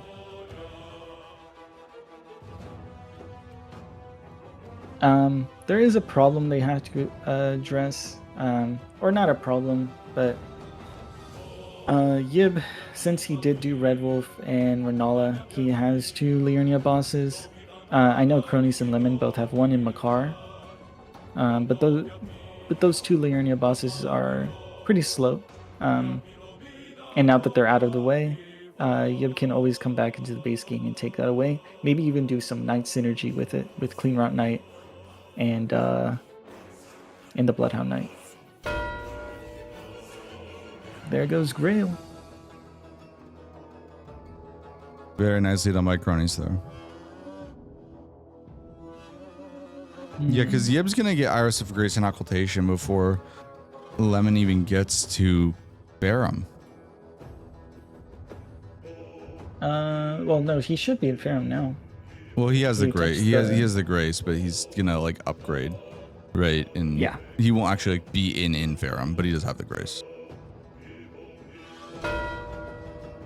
Yeah, there goes Iris of Grace and Occultation. Marked at 2142 or what? I think so. 41. It's pretty good. Pretty damn good, yo. It's actually kind of insane how slow that feels. Solely because Yib still has to upgrade. And he's only going to be plus 18. There is a reason to get plus 24 immediately by going to Geru, since there is night And bosses Lem's not on even the board. pushing Malekith. He's going to do the skip here. I know he'll probably grab the Grace. This is a night boss and a dual boss. Are they looking at that row 1 just to... Well, he needs Get to it? be careful because Thomas is pushing Mali right now.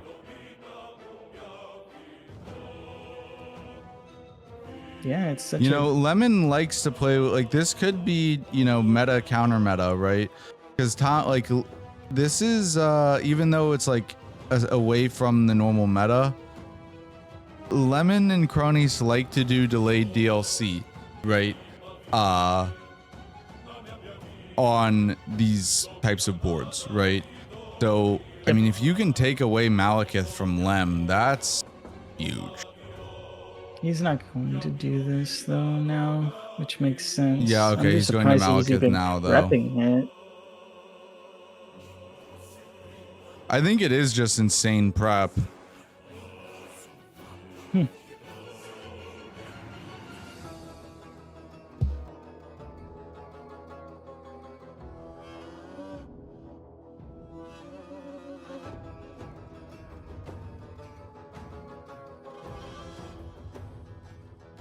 Cronus is heading into Volcano Man. And he's going to be looking at Tannis Crucible Knight. Block the diag. They have to get another square on the diag due to that center square. And I don't know how they're going to... I guess he's thinking that eventually I'll get Plassey. But Thomas ran all the way there, no? Thomas can get Plassey whenever he wants. Yeah, but he has to upgrade. Yeah, Lem pretty much, if anything, he held it too long because Thomas hasn't marked anything.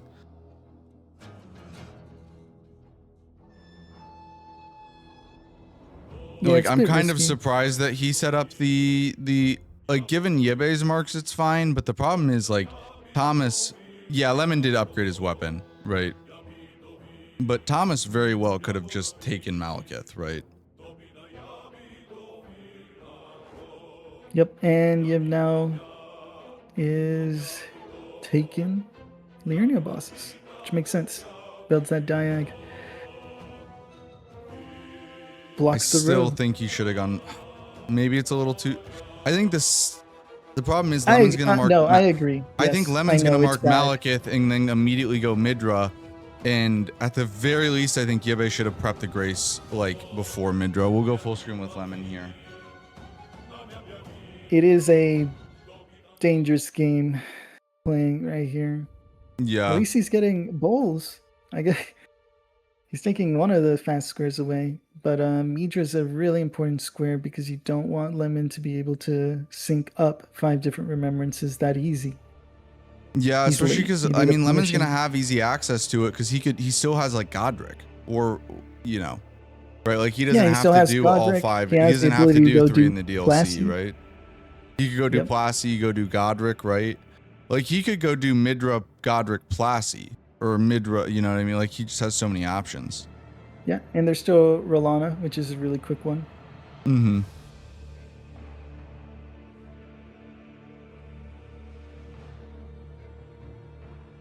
Mm-hmm. Yeah, actually, you probably don't even do Godric. You probably do Midra, Rolana, Plassey. I don't know if he can get... Oh, he could probably get away with Plassey.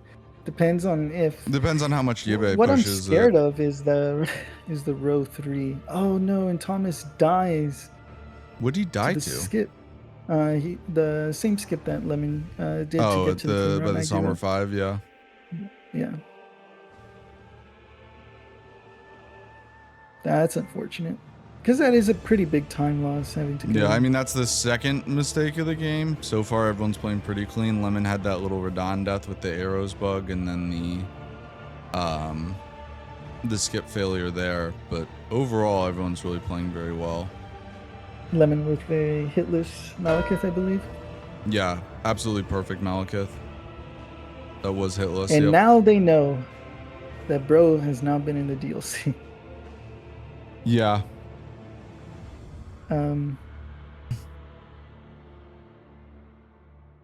Yib is probably just gonna finish Ancestral Knight. I don't think Midra's so good. And I'm sure agree. Lemon knows it. Lemon's If he gonna go there doesn't know, immediately. Lemon's not going there. I'm so Man. shocked. Yo, he's gonna work on. I think they do want this row. The row 1. They're pushing for it.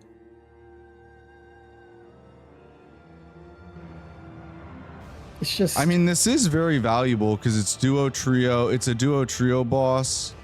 Day boss and a night boss. Yeah. Yeah, it is a lot. But the odds of Lemon being able to get all of that while still contesting DLC is just so low. Granted, you can synergize it quite a bit. The night bosses would be the hardest part, but like he already did one Kaled boss in Radon. He then can do another duo trio Kaled boss and Clean Rot Knight, Crucible, and that's also a night boss too. Crucible Knight Miscot and Warrior duo. Pumpkinhead duo is good. And then after that, you clean up Chiefs for sure. And then just need to find one other. Man. Yeah, Cronus is working on Spirit Caller, and he's doing God bosses. So, they are playing a risky game. But the reason Yeah, because they might be pushing. They might be looking at their own line because Thomas could be looking at. Thomas is clearly looking at Scar Seals right now. Yeah, no, that's what I said. I was like, I don't know what they do with the row 3. Like, because I mean, we could see both teams bingo here. Because I mean, you might just have to the thing continue. is, I think, they might just have to continue to sack DLC maybe, and send Lemon to a much earlier Plasty than you would like. I think they are just gonna sack DLC. I think they're looking at collecting Ooh, and this could be pivotal as Thomas looks like he's chasing here. He's going for the Clean Rot Knight duo as well. Because he also has 2 Kaled bosses down. Yeah. Oh, this would be his second. This would be his second. I think they're thinking, our budget team Hitless, I think, is just looking at not doing much in the DLC at all. Like, they're probably looking at Crucible Knight variants and Oathkeeper Black Knight set. That's the only thing they want to take away from it. And it can work out in their favor because they are working towards multiple squares at once, and there's some, or Lemon is contested, he's being chased, but Cronies is uncontested. Cronies is getting Spirit Caller bosses, God bosses, and Tannis Crucible Knight. Lemon is also working towards oh my god, Lemon just died to the Pumpkinhead. No way. There's not a stake there either. He has to run back.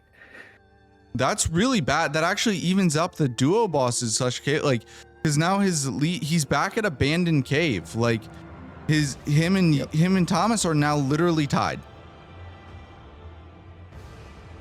Yeah, that's not good.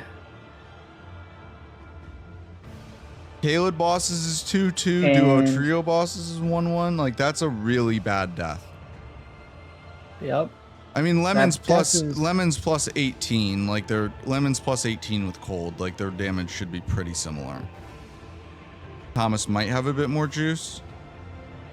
Yeah, Thomas being +9 doesn't really matter. It matters for this fight in particular because if you do well, and actually they are pretty much dead hit. even because of stream. I'm looking at the stream delay. Thomas's stream is like 5 seconds behind Lemon's. And Thomas took the worst line to the Pumpkinhead. I think this Yib's is going bad. Yib's going Midra now. That's good. Good for them because I'm shocked. They are looking at just swarming and playing like hardcore majority, Lemon and cronies. They're probably looking at actually getting the full row at the top. But it's like, Yeah, man, that was it's a so really risky. bad line. Did Thomas grab any graces, or was that just a bad line? No, that was just like a bad line. Like That was a he really went all bad the way line. around. Like Yeah, that was a went all really, the way really around bad this- line then. yeah, That line easily lost 10 to 15 seconds.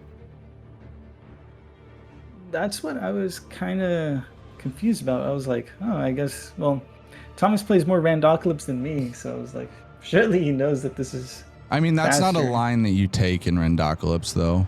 Yeah, I guess. Well, some people might, but in our routing, we don't. Mhm. I just figured maybe he was doing it in reverse to what he was used to. But I don't No, think we he does it used like to, but we cut out clean. We end up doing. I think I'm not sure if we've timed it, but I think normally the way we do it is we kind of save Fuse and Clean Rot as flex checks for Liurnia Kaled. Like it's like if you have time and you just run from Feroth. Because by the time you go out of the way to grab the grace by the pumpkin heads and stuff, that's not the line we take. Lemon and Cronies are going to be able to get away with this somewhat because Thomas is not going to be able to get 1, 2, 3. 3 of those squares are gone for him. He's going to and the squares that are left are kind of not. Yeah, and Thomas is going to Good, finish his like, food on Scar Seals, which gives Lemon a huge advantage. Yep. I mean, I'd be looking at bingoing on their end because I think you would be able to get it because Lemon doesn't know that Thomas ran all the way to Farum or to touch the Farum Grace. I believe he went all the way there. Yib's doing Clean Rot Knight singular. I don't quite understand. I know it's a night boss. I guess it's a night boss and a Liurnia boss.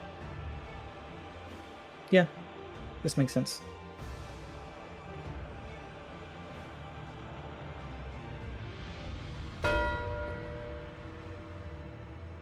There goes the Scar Seals for Thomas.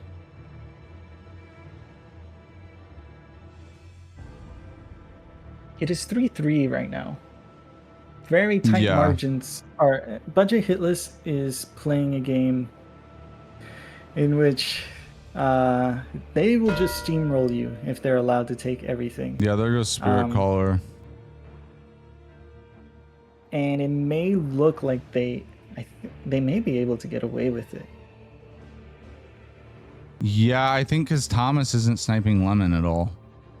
Yeah, like because the problem with what Budget Team Hitless is doing is that Thomas just has to snipe Lemon like once or twice and it's over. Yeah. Like that but Thomas isn't contesting. Like in fact, Thomas did what they wanted to do without even the line pressure in the column. No one wanted to do Scar Seals. There's no point.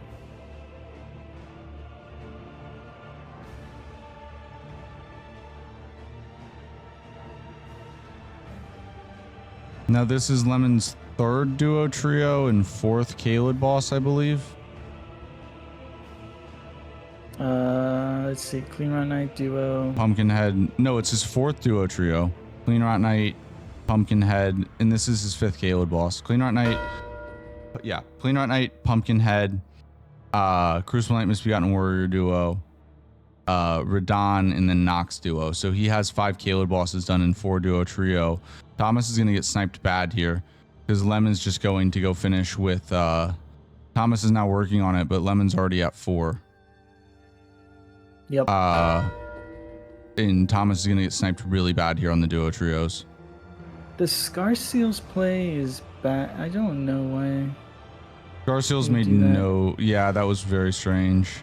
Because the problem is Thomas like played around with other stuff too much, and didn't get he could have maybe gotten Caleb bosses or duo trio, but he's not gonna get it.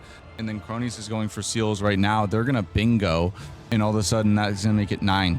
They're gonna be at 9. They are gonna bingo, yeah. They can get counter bingoed, but Yes, they they're- can they're get back. looking. Yeah. He could have, Ellie. They were even. They were dead even because Lemon died to Pumpkinhead duo, but then Thomas took a really bad line to Pumpkinhead duo that lost some time and then went Scar Seals. So he definitely, it could have been a 50-50 race, but he backed out of it.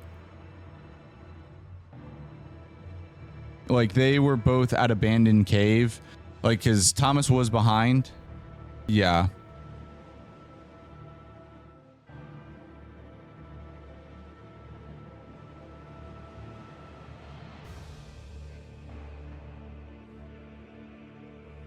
Lemon's about to finish duos right now. This is Lemon's last one. Lemon did 4 duos in Caled.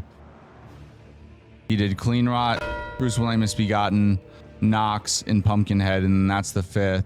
And now Cronies is gonna get seals. Yeah. Yeah, I'm actually shocked that they let the line go through. I think Lemon goes Midra.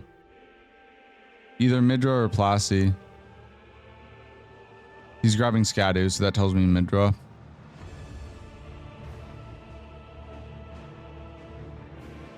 Well, yeah, you do this to get Scadu and then also sets up Rolana, so you can finish the 5 Remembrances square if you need to. Dude, and Thomas is going to get sniped again because they're sending Thomas onto seals. But, I mean, this is why it's so difficult because you're not used to playing the 2v1. As Yib gets licked by Garu and goes down there, it's just so difficult to play against the 2v1 because, like, from our perspective and everything, it's pretty obvious that after Spirit Colors went, Cronies was immediately going to go for seals, right? But in Thomas's case, you have to think about where 2 different players are instead of just one, and it makes it much more difficult, right? Yeah. I think Thomas was playing with the idea that he was somewhat alone in the base game, which is why he didn't like push for Malekith. He grabbed the Grace and went away. Like, I don't know why. And I will say, I think this is why, like, this is why this team, because the first 2 boards, I will say, those first 2 games were very, like, you know, if anything, that first game was pretty close, and then Thomas and Yibe were fairly dominant in the second game, right? That they won. But that being said, those were both pretty DLC heavy boards, right? At least, like, I think they both had like 12, 13 DLC squares. This is the first board of the set with majority base game, and this is where Lemon and Cronies are at their strongest, is, you know, majority base game boards.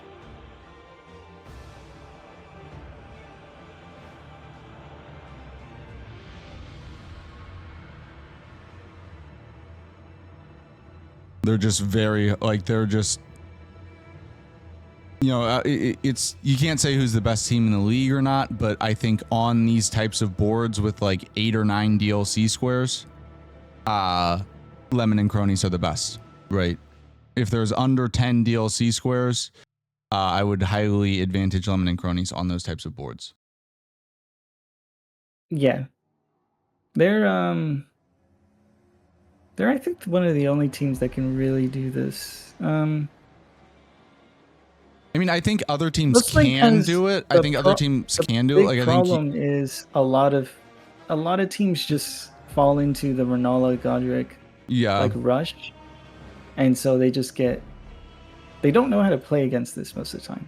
Yeah, like, I love doing this shit with Sai. I just yeah, because to me, when I talk about can do it, right? Like, you know, when I like you and Sai or Ellie and Helios, right? Like, both those, like, and others as well, like, those teams are definitely very talented in the base game and have like the ability and skill to do it. The thing is, Lemon and Cronies play this way a lot and have practiced playing this way a lot, right? And it's very unusual. And they're one of the only teams that pushes this type of a game so much. So as a result, not only are they used to playing these types of games, but the opposing team is not nearly as comfortable going up against a team with this type of a strategy.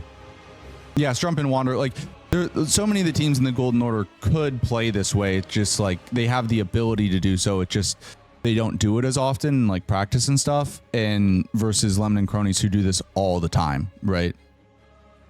Yeah, you have to know how to play against this because this shows up pretty often, or at least I remember a whole last 2 weeks of just getting boards that are basically I don't even have to go DLC.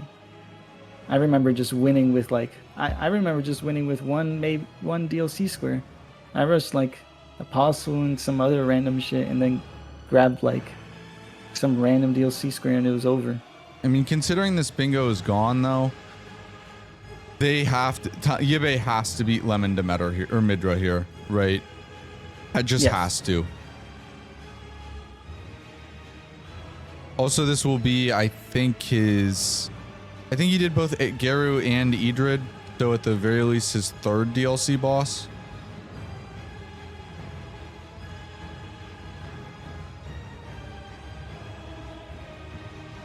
Lemon just prepped it. He didn't. He's not going. Oh, okay, for it. then we'll just go full screen. Yeah, so he's okay. This is smart because he's double prepping Lion. I think he just wants one of the two. He doesn't want. What he does not want to happen is he doesn't want Yib to be able to get Midra, Lion, and DLC bosses and remembrances, right? Like he can't allow Yib to take all 4 of those squares. They're up enough, especially after this bingo pops, that they can deal with a 3-to-1 trade, but a 4-0 would be really bad, right? Yep.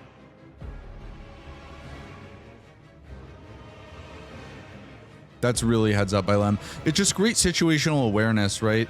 Because it's like, on one hand, it's like you're going into a losing trade. It's like that feels terrible, but you're up already, so you can afford to just say, hey, yes, I know 3-2 on paper we lose this trade by 2 squares, but we're up by 5, right? There goes the line.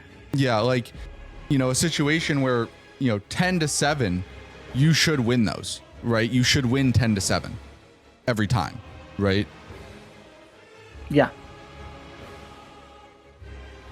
Yeah, and in this situation, you are most likely looking at that row 3. The thing is, since Cronies has been uncontested, God Bosses and Tannis Crucible Knight is kind of in his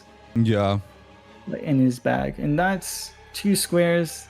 This will be 10, and if Cronies finishes God Bosses and Tannis Crucible Knight, that'll get him up to 12. I think also when you talk about the base game squares that like both Thomas and Cronies have gone for, they've both gone for some isolated squares, but positionally, the isolated squares that Cronies has gone for are more valuable, right? Like Grail without status effects was huge.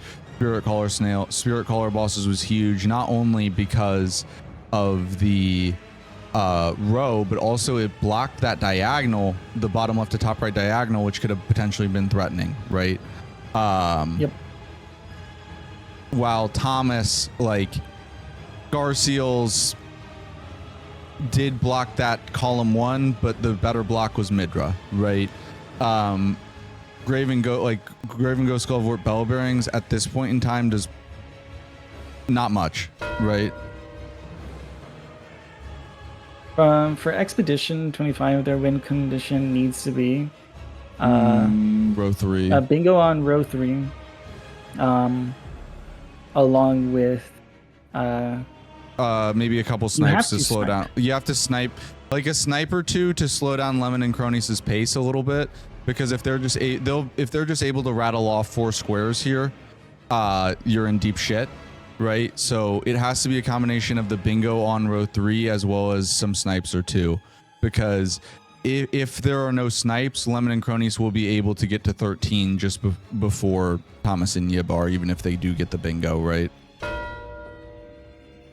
Yeah, you would need snipes, and it's good that they got Midra now. I think you should have. I think you should have sent. Yeah, I think you should have sent. Thomas needs to go Plassy. Thomas should have. Yeah. Thomas should be going Plassy. You do Plassy, get that kill, and then go straight to O-Seeker Black Knife, right?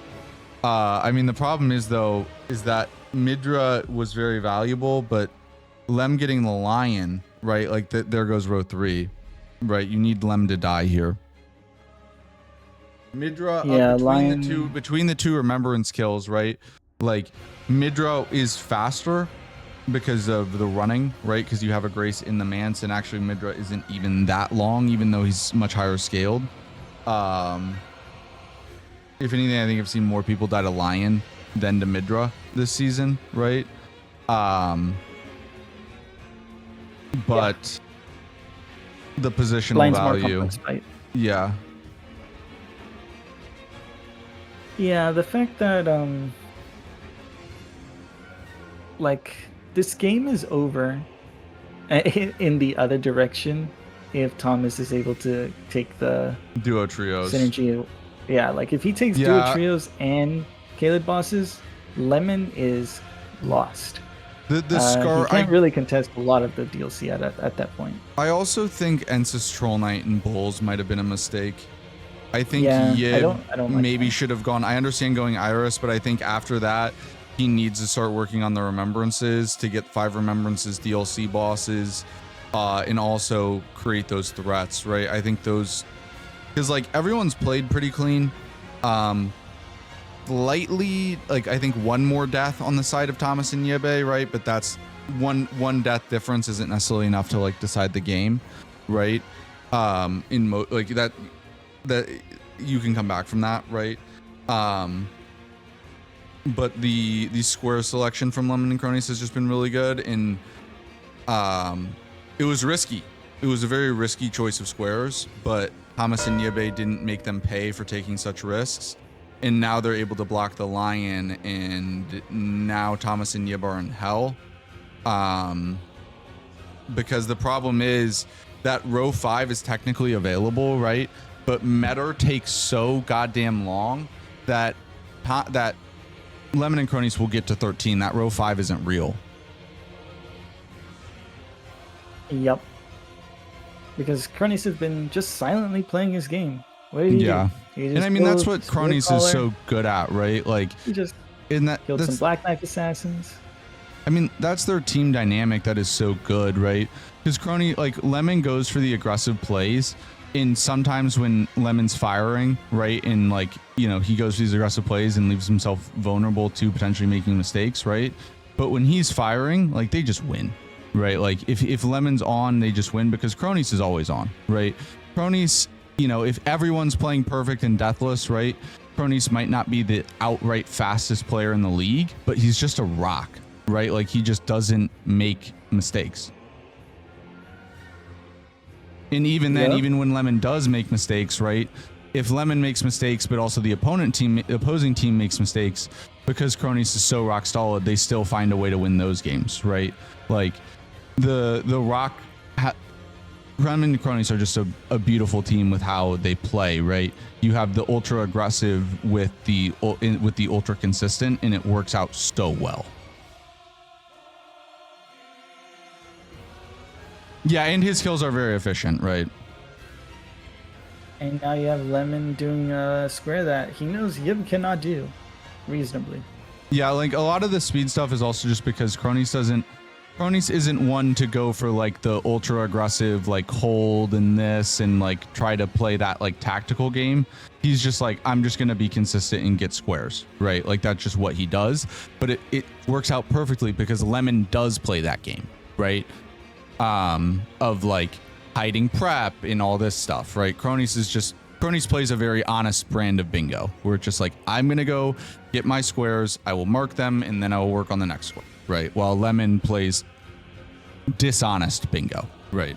where like he'll mark something, but he's also has 50% progress towards this square and that square, right? Yep.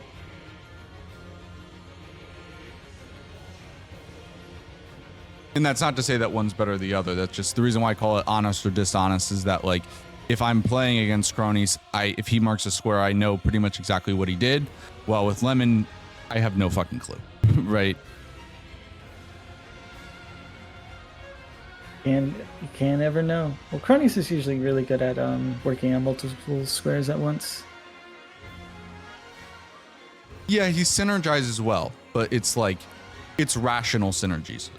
It's logical synergies. It's not like what Lemon does where it's like, I'm randomly going to grab this Grace or kill this boss to sneak out a little bit of prep, right? It's a very different type of synergy, right?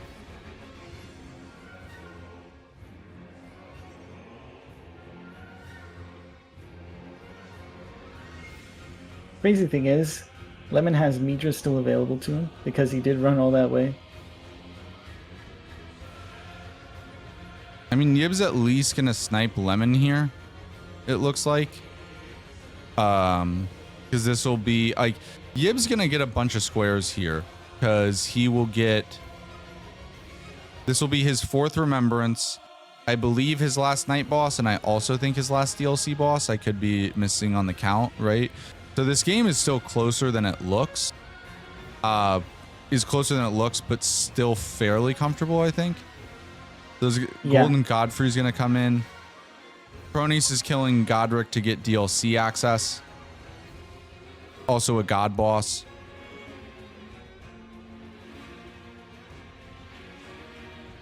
Yeah, because I think Cronies kills Godric here, probably sits on Tannis Knight, and maybe just goes Oathseeker Black Knife set. Because I think he already has Black Knife set. He probably does, because he did Black Knife Assassins. I don't know 100%.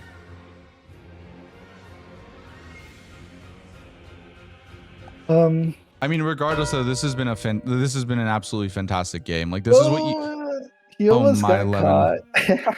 Like this is what you want to see in a. Okay, he didn't pick up any Black Knife. Thank you, Novacat. Like this is what you want to see in an elimination game. You want to see both teams playing super well. You don't want to see the game decided by, you know, we made a mistake and the other teams didn't, right? It just, you know, square selection in, you know, who's faster on the day is kind of how you want to see it, right? You don't want to. Plus, it feels worse too to be like, yeah, we lost because I sold on Makar, right? Yeah. Yeah, in this situation, they just didn't. Yevon Thomas, I'm not sure what. I mean, their it's game plan still was. not over yet, though. Like, it's still not over. Cronies is gonna finish God bosses. That is true. Like, there is room. There is still a way. Like, it's too early to call it, but it does look very strong for Lemon and Cronies.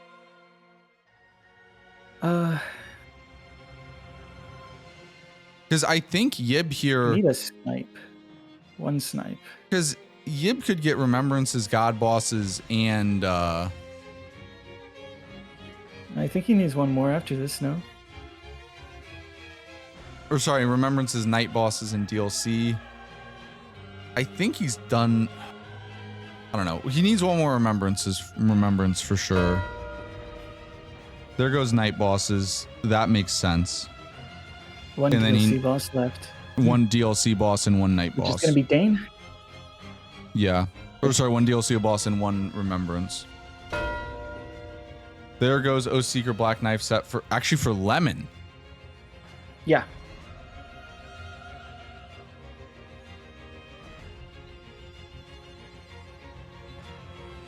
Yeah. He was working on it before since he went Lion. Yeah, I think I didn't realize Lemon was going for Oathseeker Black Knife. Then I think Cronies gets God bosses in Tannis, and I think this is over. Yeah, they just need these two now. And it was just good strategy from Cronies and Lemon. They recognized that the DLC had basically it was 9 in total, but really it's 7. And The little meme quota that we have, at least when I talk to Lemon, is I will always say that if there's 7 DLC squares, I am not going. Yeah. And also, I mean, it's been like, you know, it was a great performance here from Thomas and Yebe, right? Lemon and Yeah, I mean, they Cronies, played out of their they played out of their minds. Lemon and Cronies just have a little bit more experience, right? They are champions in the lower divisions, right? And they were able to pull it out today, and this will be the end of a Cinderella run from Thomas and Yebe, right? But what an exciting and amazing Cinderella run it was, right? You know, they what was their record? I think they were like 2-4 at one point or something, and they come back. They have to win a win or go home game against Asim and Nexus. They were 2-4, yeah. Yeah, they were 2-4 at one point. They battle all the way back to 4-4.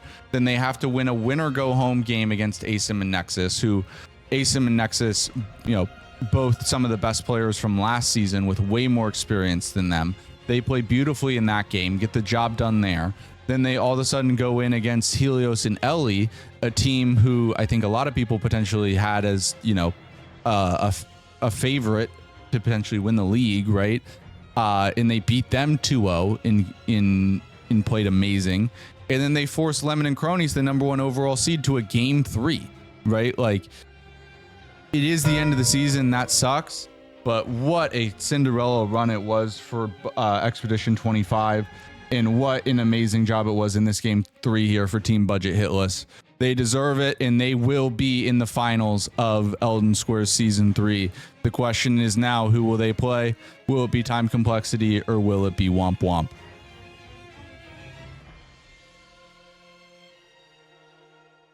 Damn, that was a great game, though. That was a great game. It was a good game. Yeah, it wasn't due to any skill issues or anything. They're probably upset. It was just like the game plan. Yeah, I mean, I also think they have a right to be like in the moment. I'm sure they might be frustrated. Like, God damn it! Of course, we got this board in game 3 against Lemon and Cronies, right? But on the other hand, the boards in game 1 and 2 favored them, right? So, I mean, it evens out. It's fair. It just obviously, it sucks in the moment. Josh, probably hopefully around the same time. We will see, though. I need to get to work on scheduling right after this, pretty much. Sure, if you want to go talk to Thomas and Yebe, you can tell them I'm not going to pull them, but if they want to join, they can join whenever they want, and I will pull in Lemon and Cronies here. All right, I'll join in. Fucking cinema, bro. Welcome in, Lemon and Cronies. Welcome in. Congratulations, you guys. Well, I mean, I when all 4 of you played one hell of a game. Like, the execution was on point from everybody, but you guys just had the better board read, played it better, and you guys will advance to the finals of the Golden Order. How are you guys feeling? Another game, another line. Sure. We'll go with that. Welcome in, I Thomas feel and Yebe. The prep and the practice on the island paid off. You know. GG's, you two. GG's. Yeah, I mean, everyone. This was what you want in a game 3, right? I know the scoreline 13-8, but like it was very close. Everyone played very well. Ultimately, just some better decision making was the difference, right? You can say that again. Yeah, I think honestly this board kind of favored Lemon and I with the very light DLC, and then 2 of them are need Altus for them and better on the board. Like, this is a pretty brutal DLC board, and I know that's kind of one of not a weakness of ours, but you know what I mean. So the thing is, I think Yebe does a really good job of, like, even though squares aren't DLC, he's like, I think, one of the best players in the league of, like, okay, this is a DLC square. Night Bosses is a DLC square. Liurnia Bosses is half a DLC square because Ancestral Night Bulls, and then your entrance into DLC. So I think he played really well, and I think the DLC rush on this board was, like, really good. I just made a really shitty call of not recognizing that Lemon can be in base game and not pushing Kayla duo trios, and instead going underground and pushing underground. I was kind of like double prepping both of those, and then it was just like I was going for 4 squares at once, which is just like kind of one of the cardinal fucking sins of bingo, and I just didn't. I didn't recognize row 1. I didn't like. So it was just like it was just a really poor performance by me. I mean, in all honesty. I think you actually played well. Like, I mean, there was some decision making stuff, but like at the end of the day, like you played well. And this was a board, like I think on these lighter DLC boards, like Lemon and Cronies, like you can argue who's the best team, like in the league in reality, right? We'll find out. But I think on these light DLC boards, Lemon and Cronies are very good, and you know I think you guys played very well. It just I would argue that it's not even that light of a DLC board. Okay. Like it's See, that's my goal. See, that's very wrong, but very low. Like Thomas, it's you light, the but right it's not synergy. giga light. You just needed Grail first. If we lose Grail, I am full pushing into DLC so I can stop the lines. Yeah, we needed like one of the squares. It was just row 1. It was just if I push row 1 instead of pushing, or sorry, like duo trio Kaled instead of underground, it's so much better. That's because that's all it was. Like my opening was killing Radon, and then instead of like that was correct. Like which I think is correct, right? It's kill Radon, and then I see Crony Smark Black Knife as I'm on my way to underground, and I'm like, oh, okay, all right, I've got a good amount of time. I can kind of prep underground, and then I can upgrade, right? And then see what gets marked. I assume he went Black Knife into Grail. I didn't want to push that and like kind of race Grail, but I can push those. I can push underground, push bell bearings.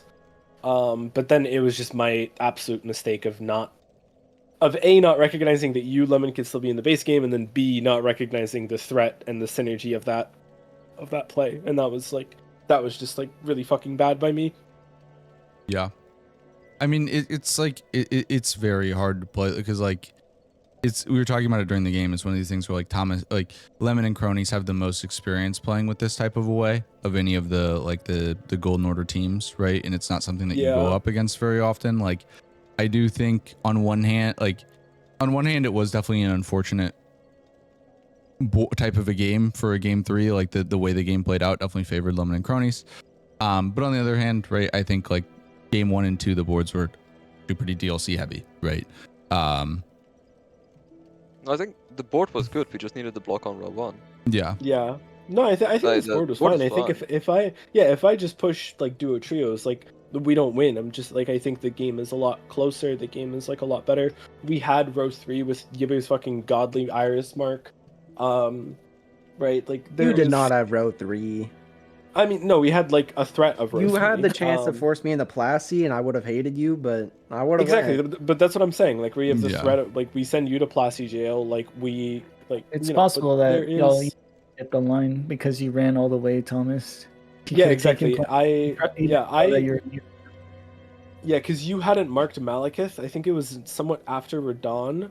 It was after bell bearings that I had like kind of just been prepping. Like I literally put my fingers in everything and I lost all of it. Again, the cardinal sin of what you're not supposed to do in bingo. And like, but I had the grace past Vike, so I was pretty close on Plasty. Like, I'm not saying we get that line. I'm not saying we win the game. I'm just saying that I think if I recognize the threat of row 1 before it happens, we're in a much different position. It was just when Cronies marked Spirit Caller, I was like, oh fucking shit, I threw. And then it was like Lemon marked duo trios, and I was like, well, or Lemon marked Caleb bosses, and I was like, okay, all right, I can push this, but I'm at 2, and it's probably GG. Yeah, we saw row 1 when he marked Black Knives. I did have like one more question, then I gotta do the sappy spiel for both of you guys. So for Lemon and Cronies, obviously you guys are coming into this as champions in the lower divisions, right? Lemon, you won the last Rookie Rumble. Cronies, you won the last Crucible. And now here you are again going into the finals. Cronies, thankfully for you don't have to win like 6 games in a row this time. Any thoughts going into the finals here? I came into this aiming for 3rd, exceeding expectations, at least on my end, so I'm happy, even if we lose. Yeah, top 2 is really good. I didn't really have a goal or any expectations other than to just have fun and get better. And I think I've done both of those things, and we've also had a really great season on top of that. So I'm excited to go into finals, whether it's Sai and Shura or Strump and Wander. Like, both of those teams are absolutely phenomenal. And I mean, so are Thomas and Yib, don't get me wrong. Everybody in playoffs has been just great. So I'm really excited to play either team. Like, it's going to be a good series no matter what, I think. So I'm really looking forward to it. Yeah. You know what? I lied. I want to play Citra. I want to take a game off him. I don't care if I get the set. I need my fucking get back. True. Yeah. And now I do want to talk to Thomas and Yebe as, I gotta win first, bro. Unfortunately, this is the end of the run, but what a run you guys have been on here in the back half of the season. You guys come in as the least experienced team by far. You start off 2-4. You rattle off 3 wins in a row to end the season, one of them being a winner go home game against a vastly more experienced team in ASIM and Nexus, right? Then you go in against Ellie and Helios and you win 2-0 in amazing fashion.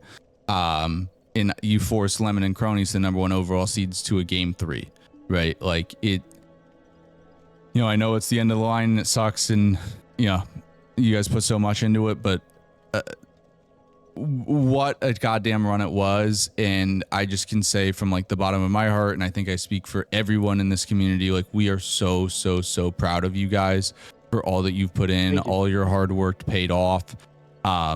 You guys have truly become some of the best bingo players in the world in just a matter of a few months, which is just insane how well you guys have developed, and how also just good at people you guys are. I mean, you guys are. Thomas is my zombies killing buddy, in my Yes, sir. and Let's fucking go. and you guys are just amazing. I'll Such catch a you on valuable. Origins later today. Yes, bet. But not only such amazing players and such so valuable in terms of how talented you guys are, but just amazing people, amazing members of the community, and we just love you guys so much. And it's so nice to have you. Have you here, right, on all accounts. Thanks so much. It's been awesome to be here. I joined the community like I think I joined Ignite like when Gino played the Nightmare Seed. Fucking had no idea what I was getting into. Like, I had beaten Elden Ring a few times, played a bit of seamless co-op, and then joined the server, found out there's like a rookie rumble tournament, and I was like, you know what, let me give this shit a shot. Squeaked out playoffs in the rookie rumble, and then and then somehow we become the DEI hires in this league. But in all seriousness, I forgot about that joke until you said it. In all seriousness, I don't know about Yube, so I won't speak for him, but I didn't have like any expectations coming into the season. I didn't want to go 0-9. I didn't want to bomb out. I didn't have like a let's make playoffs. I didn't have a let's make like, obviously playoffs would be great, but like there was no, I would say, goal. It was kind of just exactly like Cronies, have fun, improve, and that is what happened. All in all, I'm really happy with how we played throughout the season. I think we had some great showings throughout the season. It really sucks because I just played a really bad game, and it kind of sucks to kind of like think back to when I played well. But no, I think we played really, really well. I think like, for me, it was really the win against Jay and Rambler. It was our first win. Game 2, that was when it was like, wait a second, we're kind of in this league to play. Like, we actually can play this game. Like, and that was like a huge confidence booster, and then that kind of carried over, and I think it let us get to where we are now. But yeah, that's it for my side.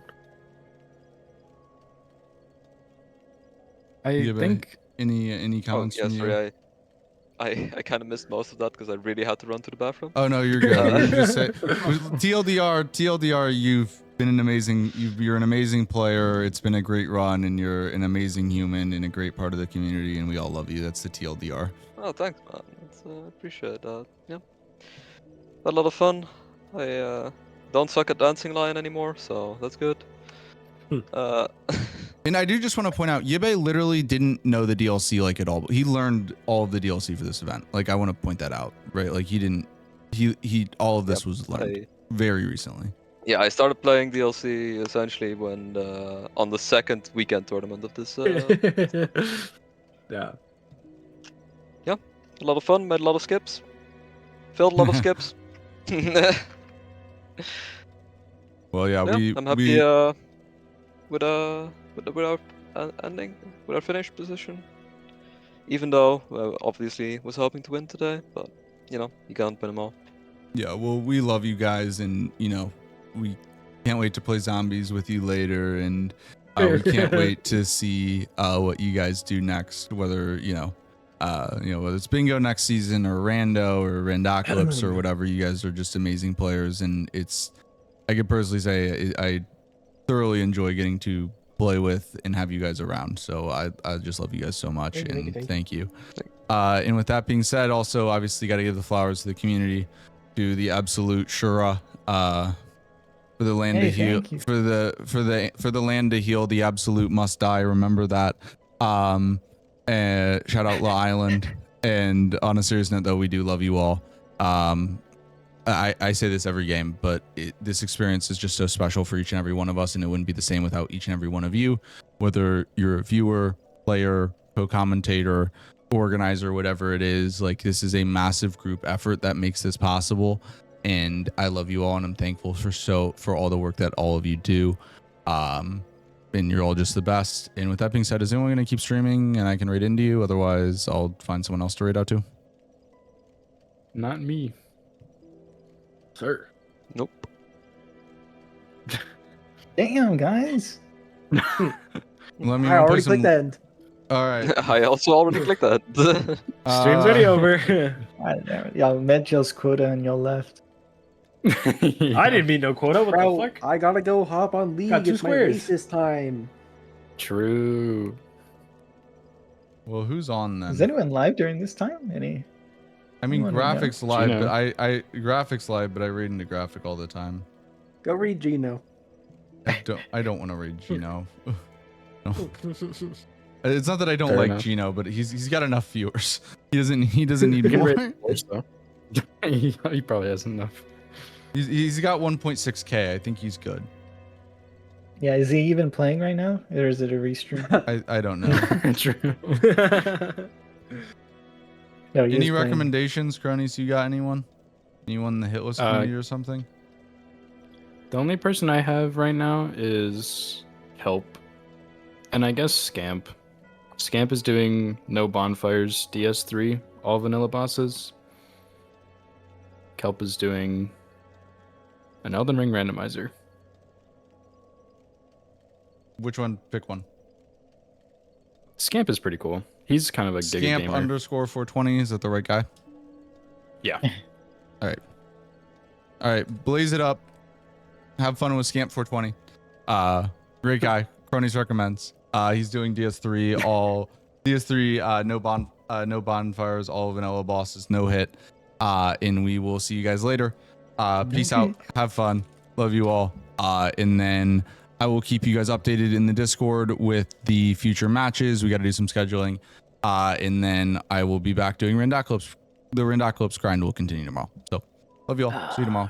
Peace out.